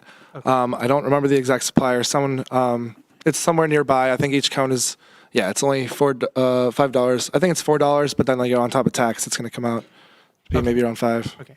That was my main concern, just because it was the second most expensive item for the event, so at Vate. The cones are coming from a company known as Sunbelt Rentals. I know some other members on the committee. Senator Mahoney had worked with them before, I believe, and they had good things to say about service and actually getting the cones. So we were like, sounds cool. Okay, I yield. Senator Litt.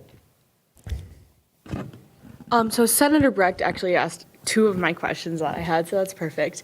For the authors of the bill, I just have two more questions. One, Senator Hayes talked about how these types of events had been successful even when students paid for it.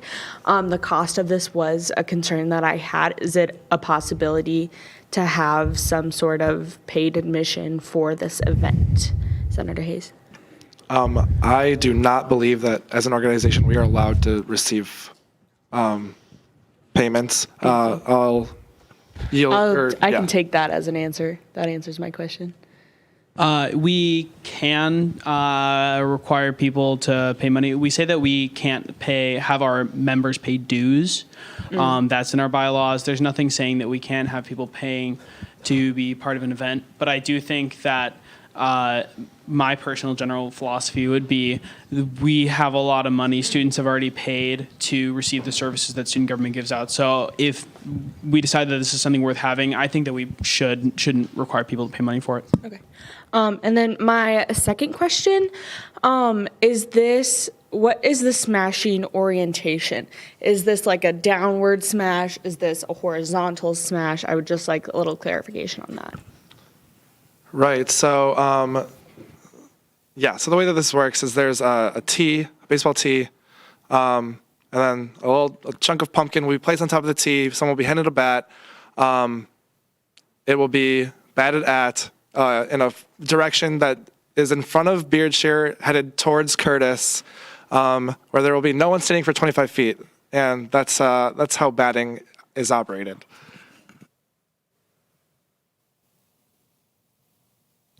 Moving on to Senator Zuber. I believe you mentioned, is this working? Okay. I believe that you mentioned in Finance Committee yesterday that you were still working out the price of parking. Have you actually gotten confirmation on what the price of parking is at it?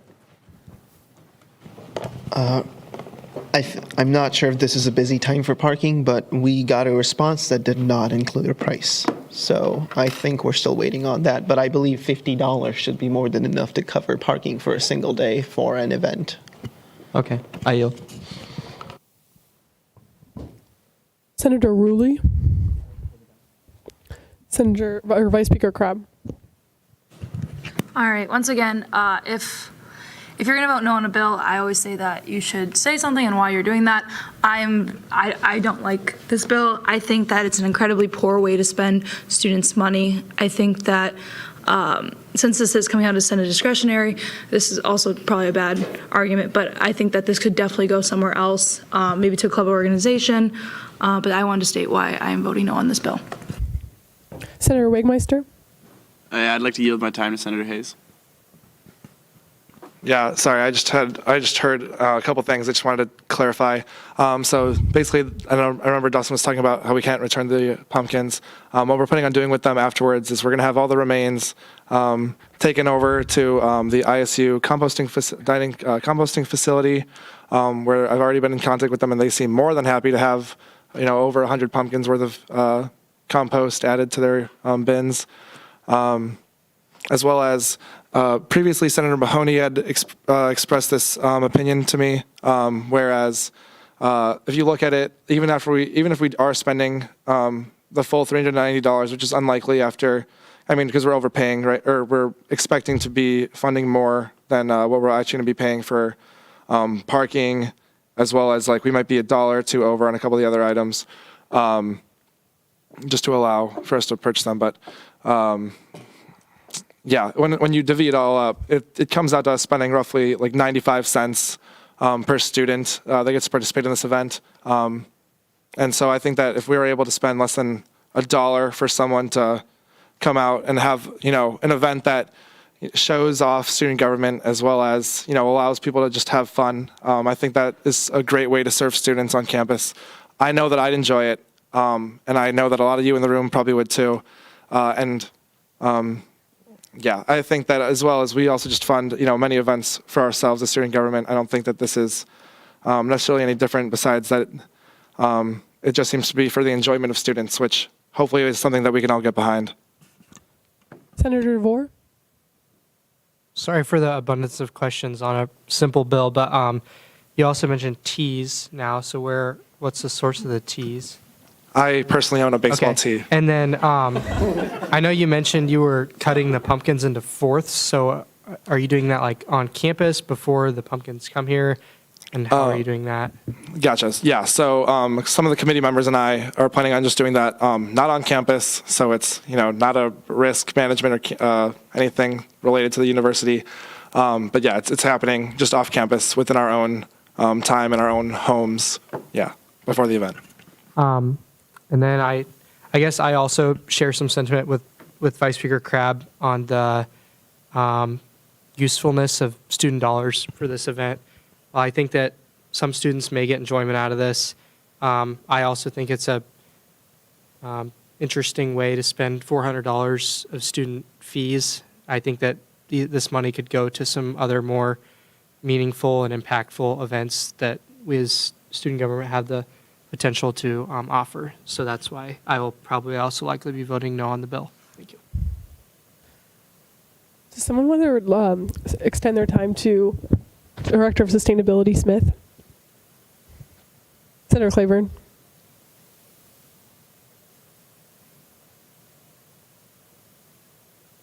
I'm really excited to hear that you guys are composting the pumpkins at the end. That was probably one of the biggest questions that I had. And then this is also from a very niche sustainability perspective.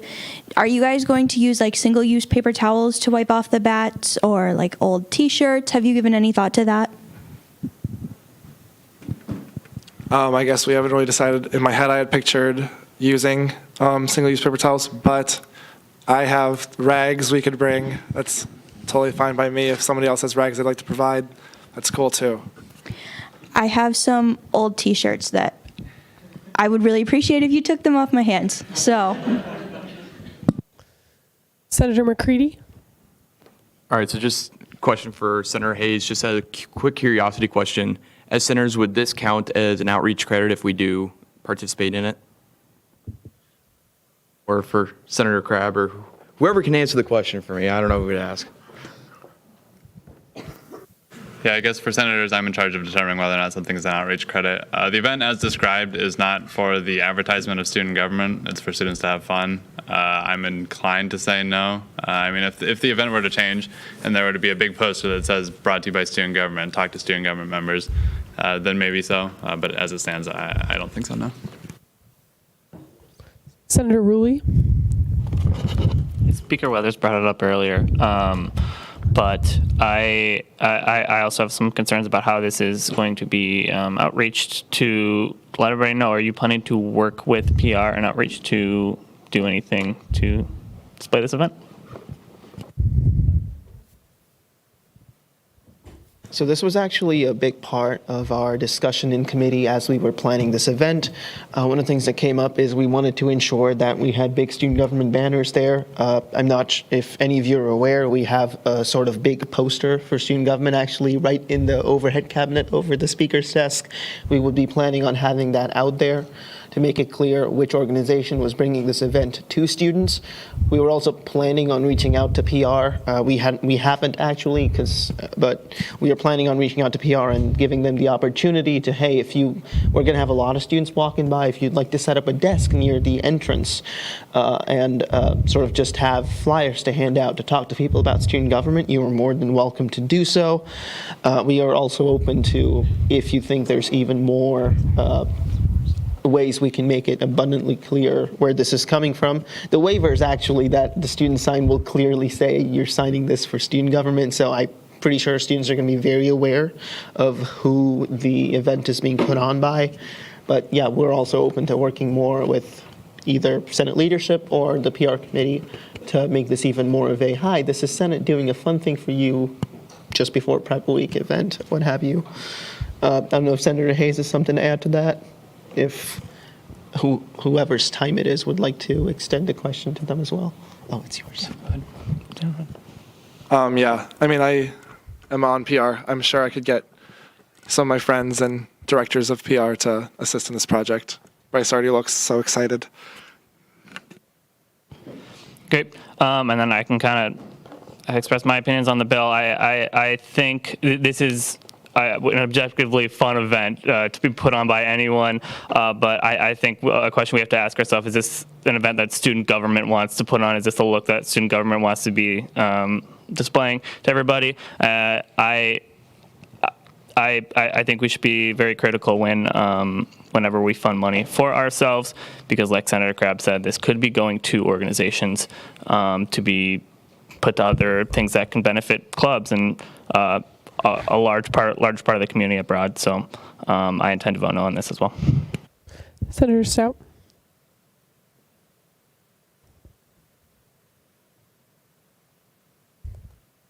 I yield my time to President Campbell. Hey, good evening. This is one perspective that I would throw out there. I'm not a voting member of the Senate. It's really up to you.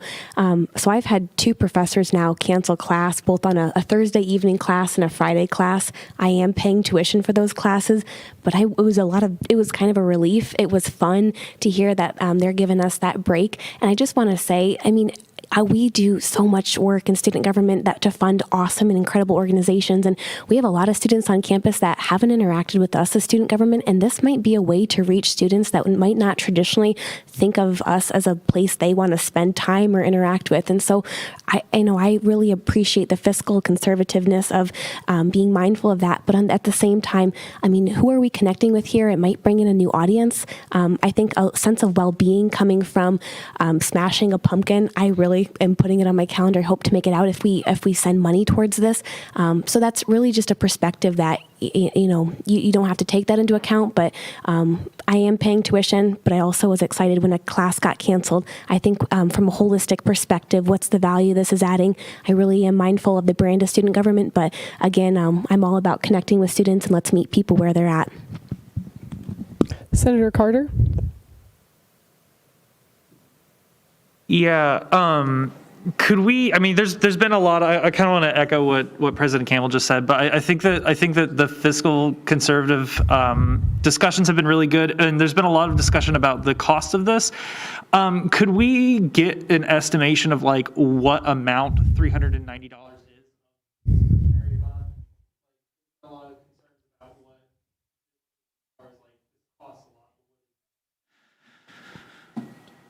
Question for me. Yeah.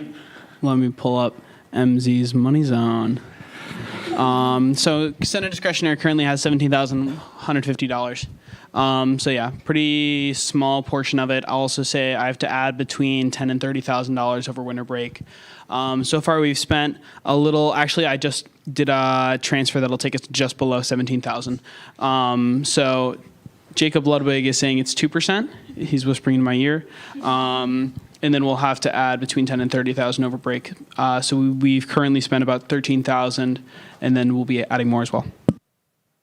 Thank you. I just want to I'm glad that we are prioritizing thinking wisely about how we're spending money, but I think it is worth considering that using 2% of our funds is not I would not say that that's a waste of student money. Certainly not for an event that objectively benefits the students during what's going to be the objectively worst week of the semester. And I say this as someone who is a graduate assistant who's teaching as well as taking classes myself, that I absolutely would love the chance to smash some pumpkins. Also for the PR team, if the PR push for this doesn't include Smashing Pumpkin songs, I myself will be relatively upset.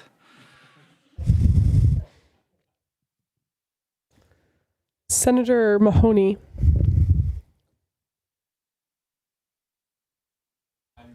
The opinion that I would love to see student government do a little bit more just fun events for the sake of them being fun and being a good benefit to the student population, to just go do something that's genuinely kind of fun. Like Senator Hayes said earlier, it really does amount to 97 cents per student that'll come out, 97.5 cents per student that'll come out, assuming we cut everything into quarters, and it may be even less if we do have bigger pumpkins and we cut them into more than quarters. I just think this is a great way to do something kind of fun and help get that. I like the idea of the image of student government being, well, a little bit fun, if I'm honest. Senator Larson.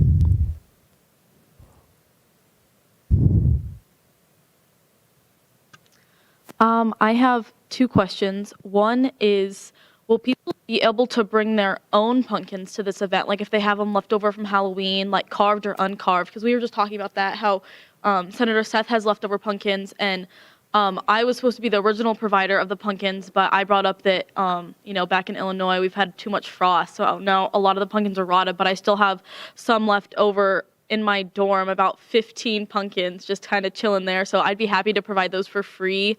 And I feel like a lot of people have a lot of pumpkins left over from Halloween that they would totally be happy to bring carved or uncarved to this event, meaning that we could have even more participation.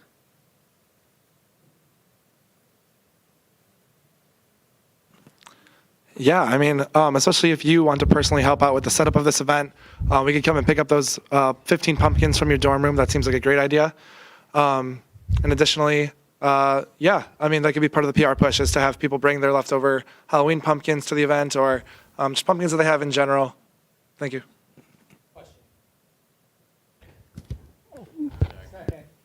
Did you call the question? Okay, please say call the question. And then does anyone want to object to call the question? Do you withdraw? All right, we'll go ahead and go into a debating period on that. So now we're debating whether or not we should go to a vote. Speaker Weathers. I understand the time is drawing long on what seems like a relatively marginal and trivial bill. But there were people still with their placards up, and I personally was still undecided on the bill. I thought maybe if I was still undecided, there may be some other people in the room who are still undecided. Yeah, I yield.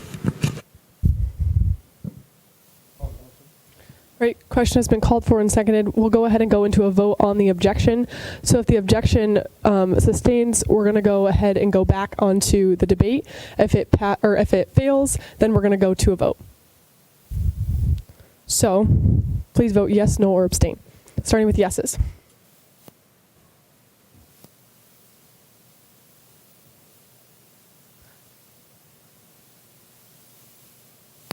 Noes.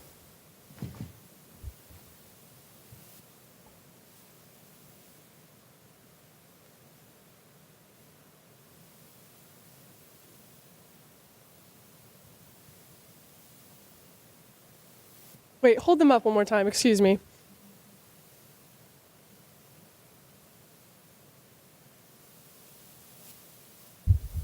Could someone remove Senator Rios from the roll? Point of order can't be done during a vote. All right. So,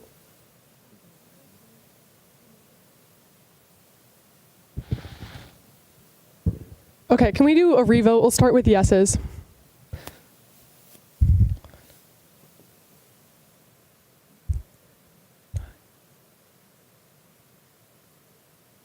All right, noes. Okay, thank you. Then I have it right. Sorry. I thought I had a wrong total. So with a vote of 15 to 14 to 1, the objection passes, meaning we will be going back into a debate. Is there an objection? All right, Senator Rios has been removed from the roll. All right, we're back on debate. Senator Risvik. So for this event, would you need volunteers, and who's going to be the volunteers, I guess? Dwight? The volunteers would be the full force and strength of the Student Initiatives Committee, as well as all members of Senate and student government that might be interested enough to participate. Okay. And then I guess one more thing I wanted to add, is there potential to restructure the event so that way there is potential to make it an outreach event where senators can connect with students? Like I said before, we are happy to work with PR, and part of that includes if senators want to man the tables at the entrance of the booth, entrance to the area itself, we're more than happy to have any of you there. We think this is a great opportunity to talk to students as perhaps maybe they're standing in line, or just start up some conversations and be like, oh, hey, you see this cool event in front of us? We're putting it on. You could be one of us, or whatever you want to say. I yield. Okay, thank you. I yield. Senator Lent. One thing that I did want to say is that it's not very often that we kind of like change our minds as senators on bills while we're in discussion, but I was hesitant about this coming in, and I was able to get in contact with some of my constituents quickly, and I saw a lot of excitement about this, and so I think I will be voting yes to support that voice. Chief Justice Bruick has something to say. So again, like Julia said, I'm not a voting member of this body. My voice doesn't really matter in this instance. It's not a judicial issue.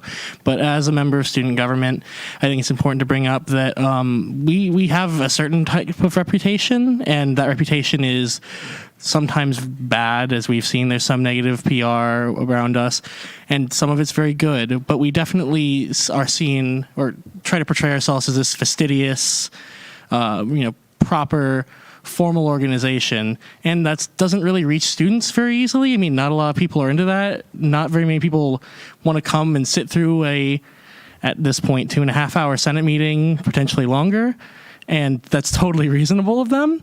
And it seems to me that an event like this just more than anything else gets ourselves out there and says, hey, we'll spend hours debating line items and little punctual changes to whatever bill or whatever, sure. But we'll do some fun for you. You know, we are here to be a little bit fun, a little bit more for you directly than what we might normally do day to day. So I think there's a reasonable thrust behind spending a little bit of money to do that. And that's all I have. Question has been called for and seconded. Is there any objection to voting now? Go ahead and go into closing comments with Senator Hayes. Senator Debate. So to sort of, if anyone here still has to make up their mind, I would like to, I've been talking to constituents about this too before I threw my full support behind it with Senator Hayes.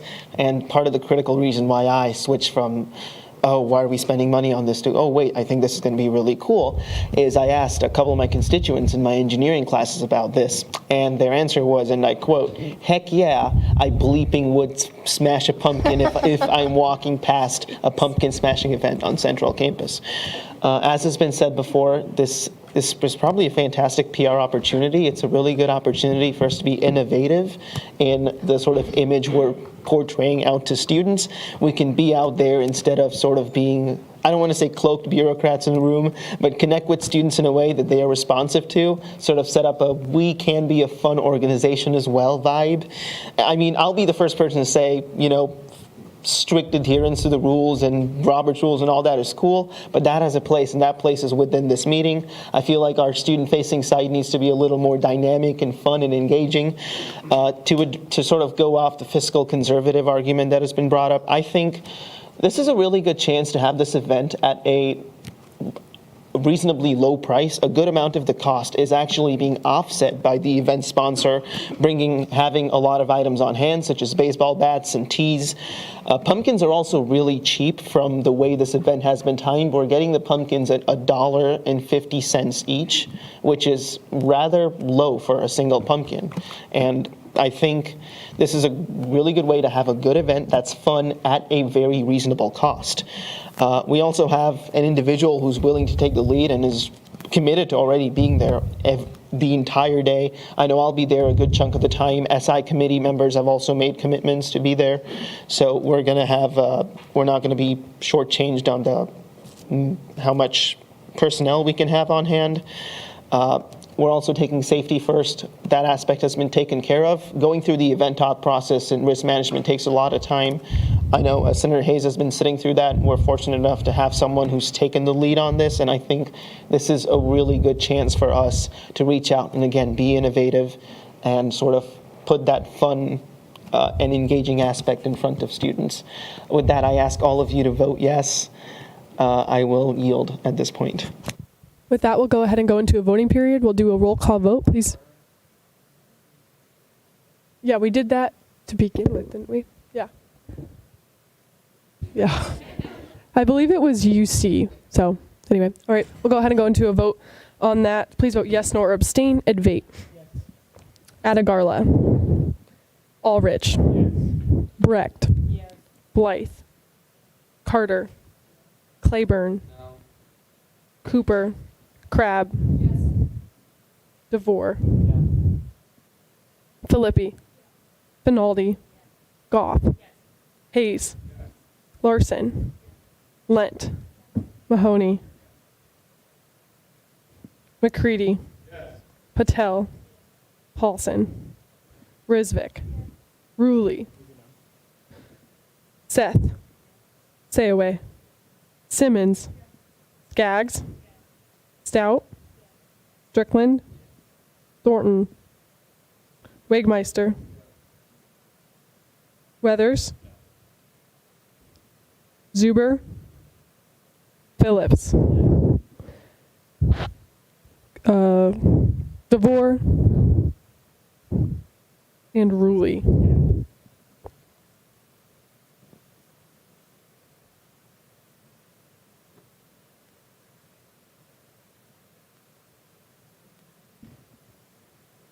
Of a vote of 27 to 3-0, the bill passes. Back on new business, 2021-2-051Y, adopting the Senate Rules of Order with Senator Debate. So I suppose similar to a couple things, other things we've looked at recently. This is incredibly technical. This is about as rulesy as a bill coming out of a member can get. Essentially, what this would do is break out the internal operating rules of Senate into its own separate document, similar to how the rules of the court serve the court, and then election code governs elections. This new document would be called the Senate Rules of Order and would, in a sense, take those internal rules out of the bylaws, which sort of serve more as a general, across the board, these apply to all of student government set of rules and regulations. And this will just, it's structural, it just sort of makes things flow a little better. I will yield for questions of intent at this point. Senator Mahoney. Vice Speaker Crabb. As this is on first read, are you planning on linking the document on there? Yes. Okay. Senator DeVore. All right, seeing no further questions of intent, we'll move on to 2021-2-053 Funding, Diversity and Inclusion Transportation Project with Senator Claiborne. So yes, this is going to be funding the transportation project that Director Sun has been working on. And as I said in the group me, I am going to move to waive first read, so I move to waive first read. It's been moved and seconded to waive first read. We'll go ahead and go into a discussion period on that. Speaker Weathers. Yes, Senator Claiborne. Has Finance Committee seen this bill? We have not, but talking with Finance Director Zastro, we both agreed that next meeting will be longer and kind of to cut it short, just to have more time for debate on bigger bills that we have. We decided to move to waive first read, and if it doesn't pass, it doesn't pass. Okay. I suppose at least on its face right now, I'm not convinced that the need to waive second read is so great, that, especially if Finance Committee has not seen the bill in any form. So, Senator DeVore. So, to my understanding, there's no urgency to get this bill passed other than to free up time at your next meeting?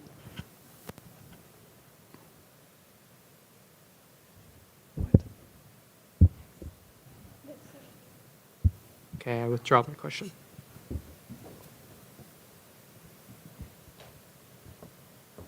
Question has been called for and seconded. Any objection to voting now? This is on whether we're waiving first read or not.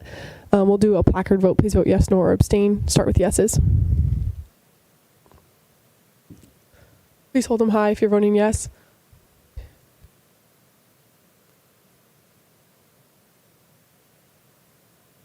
Noes.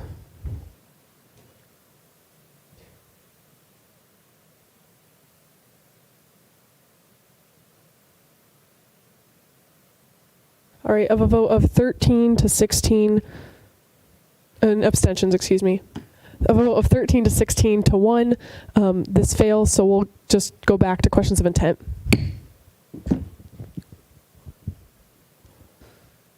Any questions of intent for Senator Claiborne? Anything more you'd like to say? All right, moving on to 2021-2-054F, funding Be the Match on campus with Senator Claiborne. Yes. So Be the Match is hosting an event, and they are looking for advertisement via flyer distribution and mass email. Any questions of intent for Senator Claiborne? Senator Lent. Do you know the date of this event? No.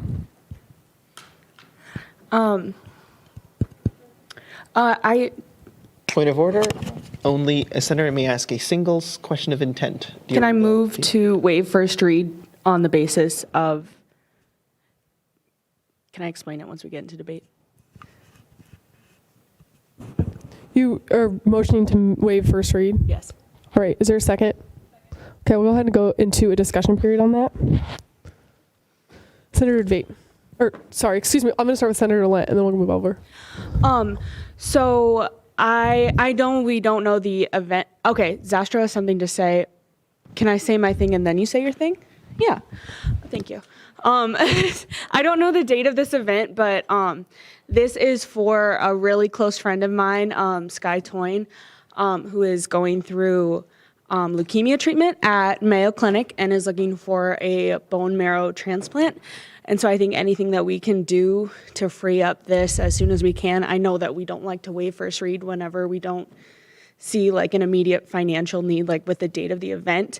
But just something with this, the time is of the essence. So anything that we could do to speed this up, I would really love. Director Zastro. I do not believe we should be waiving first read on this.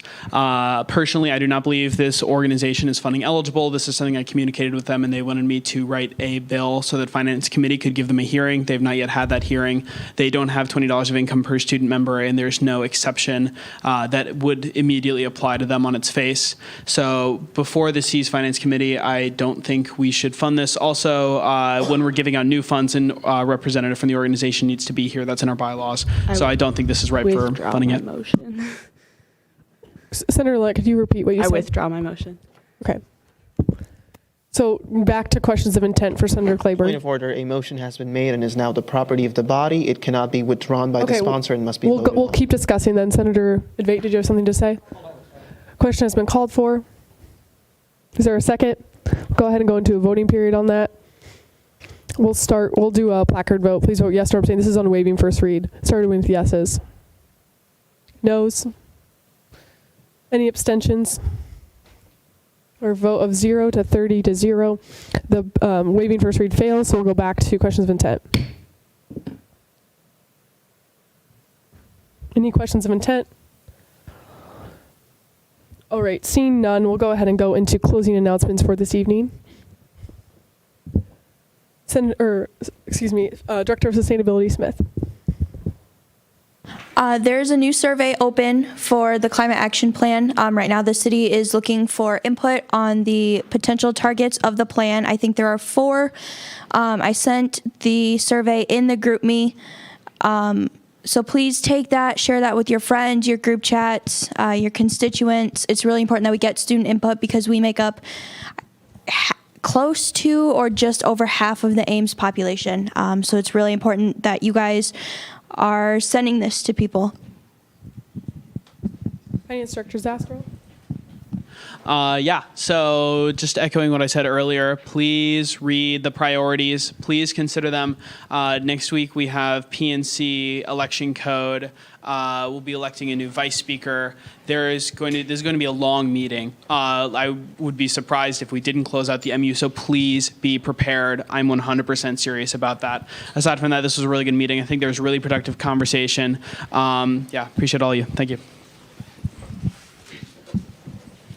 Senator Hayes. Guys, thank you so much on the pumpkin smashing event. I've been in student government since I've been a freshman, and I'm a 5th-year senior. This is the single most thing I'm looking forward to that I've ever been a part of. Thank you so much for passing that today. Alongside that, I think in the future, I have always thought that fun and improving the quality of life, whether it's through something as direct as like a committee or through something tangible or through something like providing the feeling of fun and enjoyment is something that, maybe we should focus on in the future. PR actually has done this and will do this when it comes to the goodie bags. We also used to make just funny videos like we did StuGov Cribs. That was like a ripoff of MTV Cribs where we just showed off the offices that we had and stuff. And I graduate soon, but I just wanted to always put this on your mind. I talked to Julia and Megan about this during our senator meeting, but I've always had this sort of philosophy where there's different tiers of work that we can do, and one of them is sustaining the level that we're at right now. The other one is rising us by fixing problems. The other one is elevating us even further through initiatives. And the initiatives, I think, are what really help drive us and raise our status quo as what we can do to students. And I think that with this event, and just by providing quality of life events and just fun, enjoyable things to students, even if they don't have very many other tangible effects, I think that is something that we should look at providing in the future more. And I'm sorry I'm graduating, but I hope to see many of you guys do that in the future.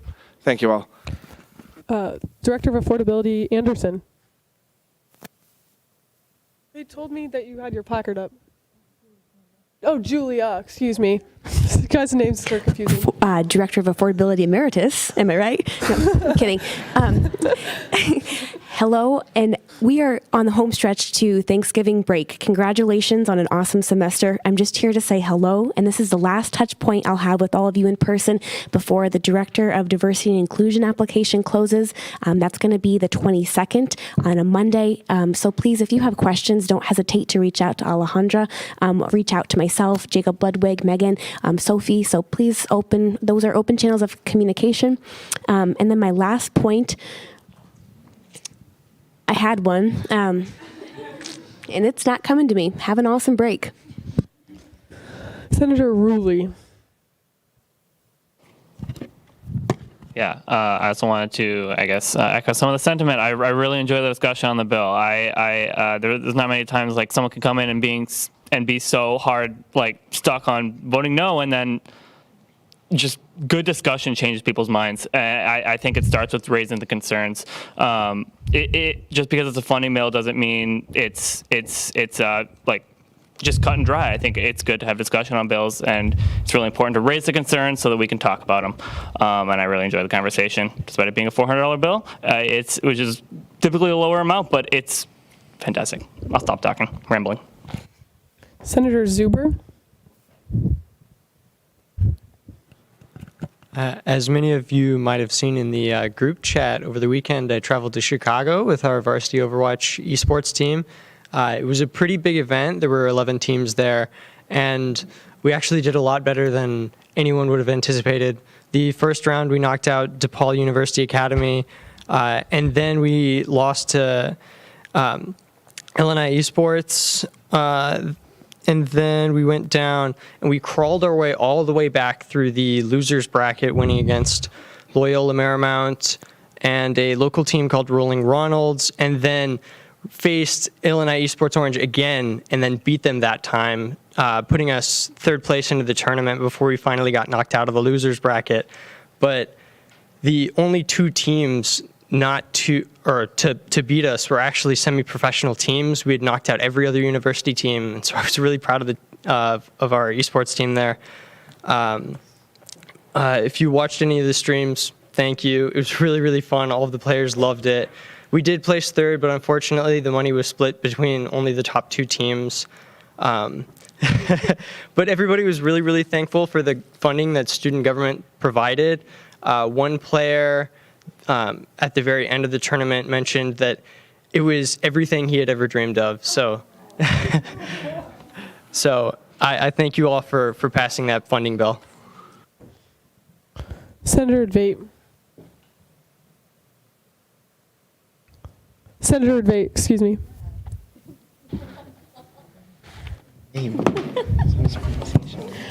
All right, hello everyone. I know time is short, so I will just say the lectures update is online, lectures.iastate.edu. Once again, touching off of Chief of Staff Ludwig, I will happily yield you time if you want to expand more as my co-chair on the lectures program. But for now, moving on to points that have been brought up already.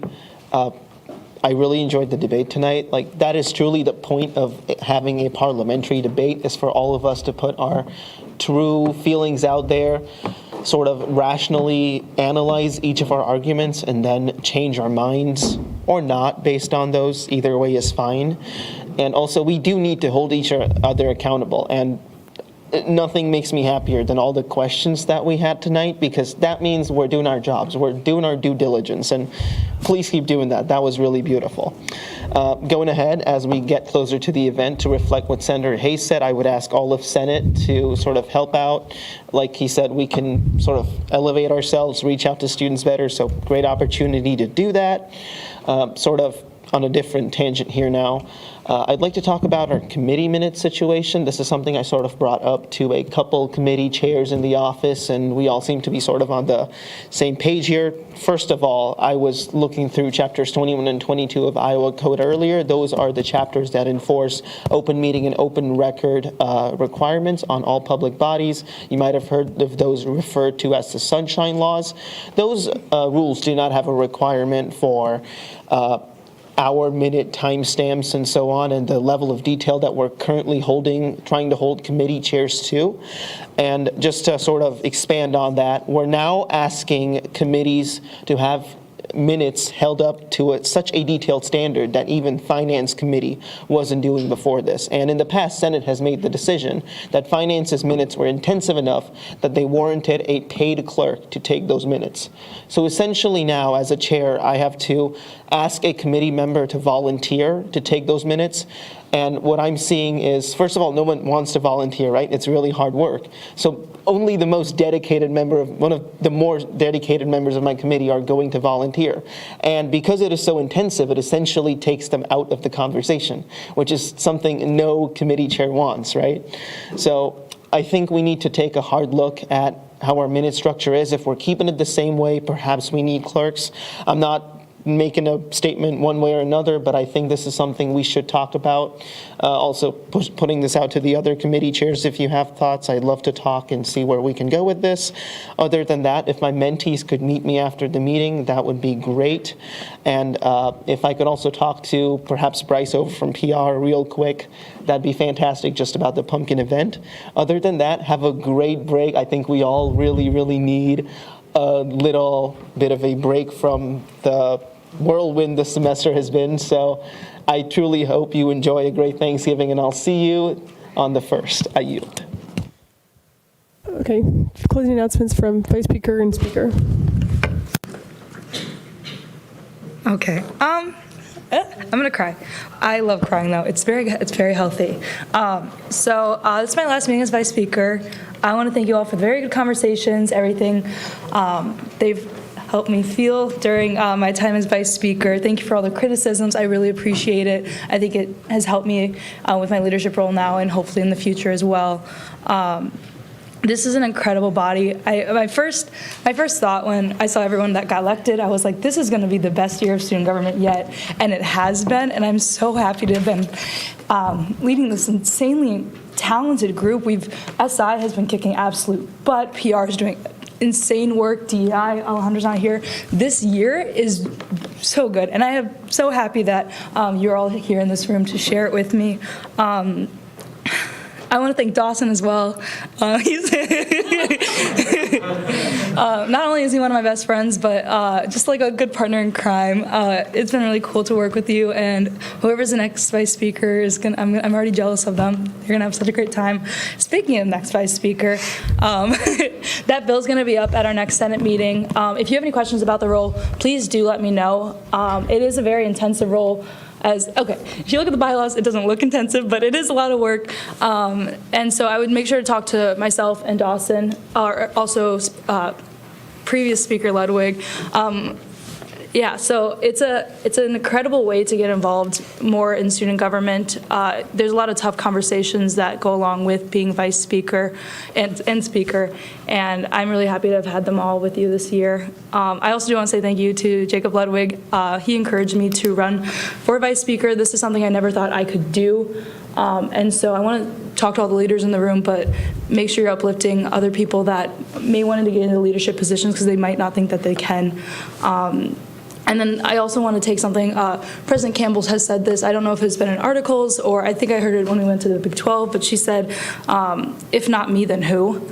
And I hope you all take that into all of your leadership positions in the next couple of years. Ask yourself, like, if I'm not going to do it, who else was going to do it? And I want to thank you, President Campbell, for that comment. I've taken it to heart and something I've ran with this whole semester. I'm so incredibly excited to not be screen girl next meeting. I'm so excited for that, but I'll give it to Speaker Weathers. All right, I would ask the body to thank Vice Speaker Kraft for her dedication and devotion to her position.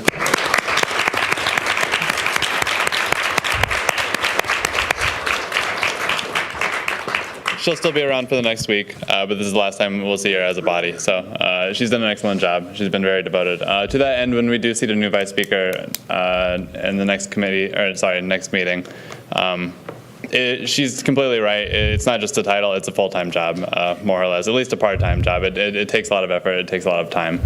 So keep that in mind if any of you are thinking about running or when people do come and run, when you're voting on them.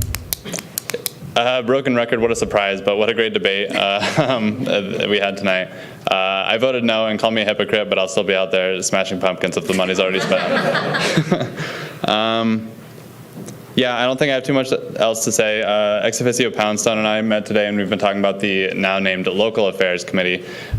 So if you have any ideas on that, we came up with a lot during our brainstorming session. If you want to be involved with the creation of that, that'll be next semester. I know you all have a lot to worry about as the semester winds down. At least I certainly do. Yeah, I thank you all. Move to adjourn, go Cyclones. Is there a second? Seeing no objections, this meeting is adjourned.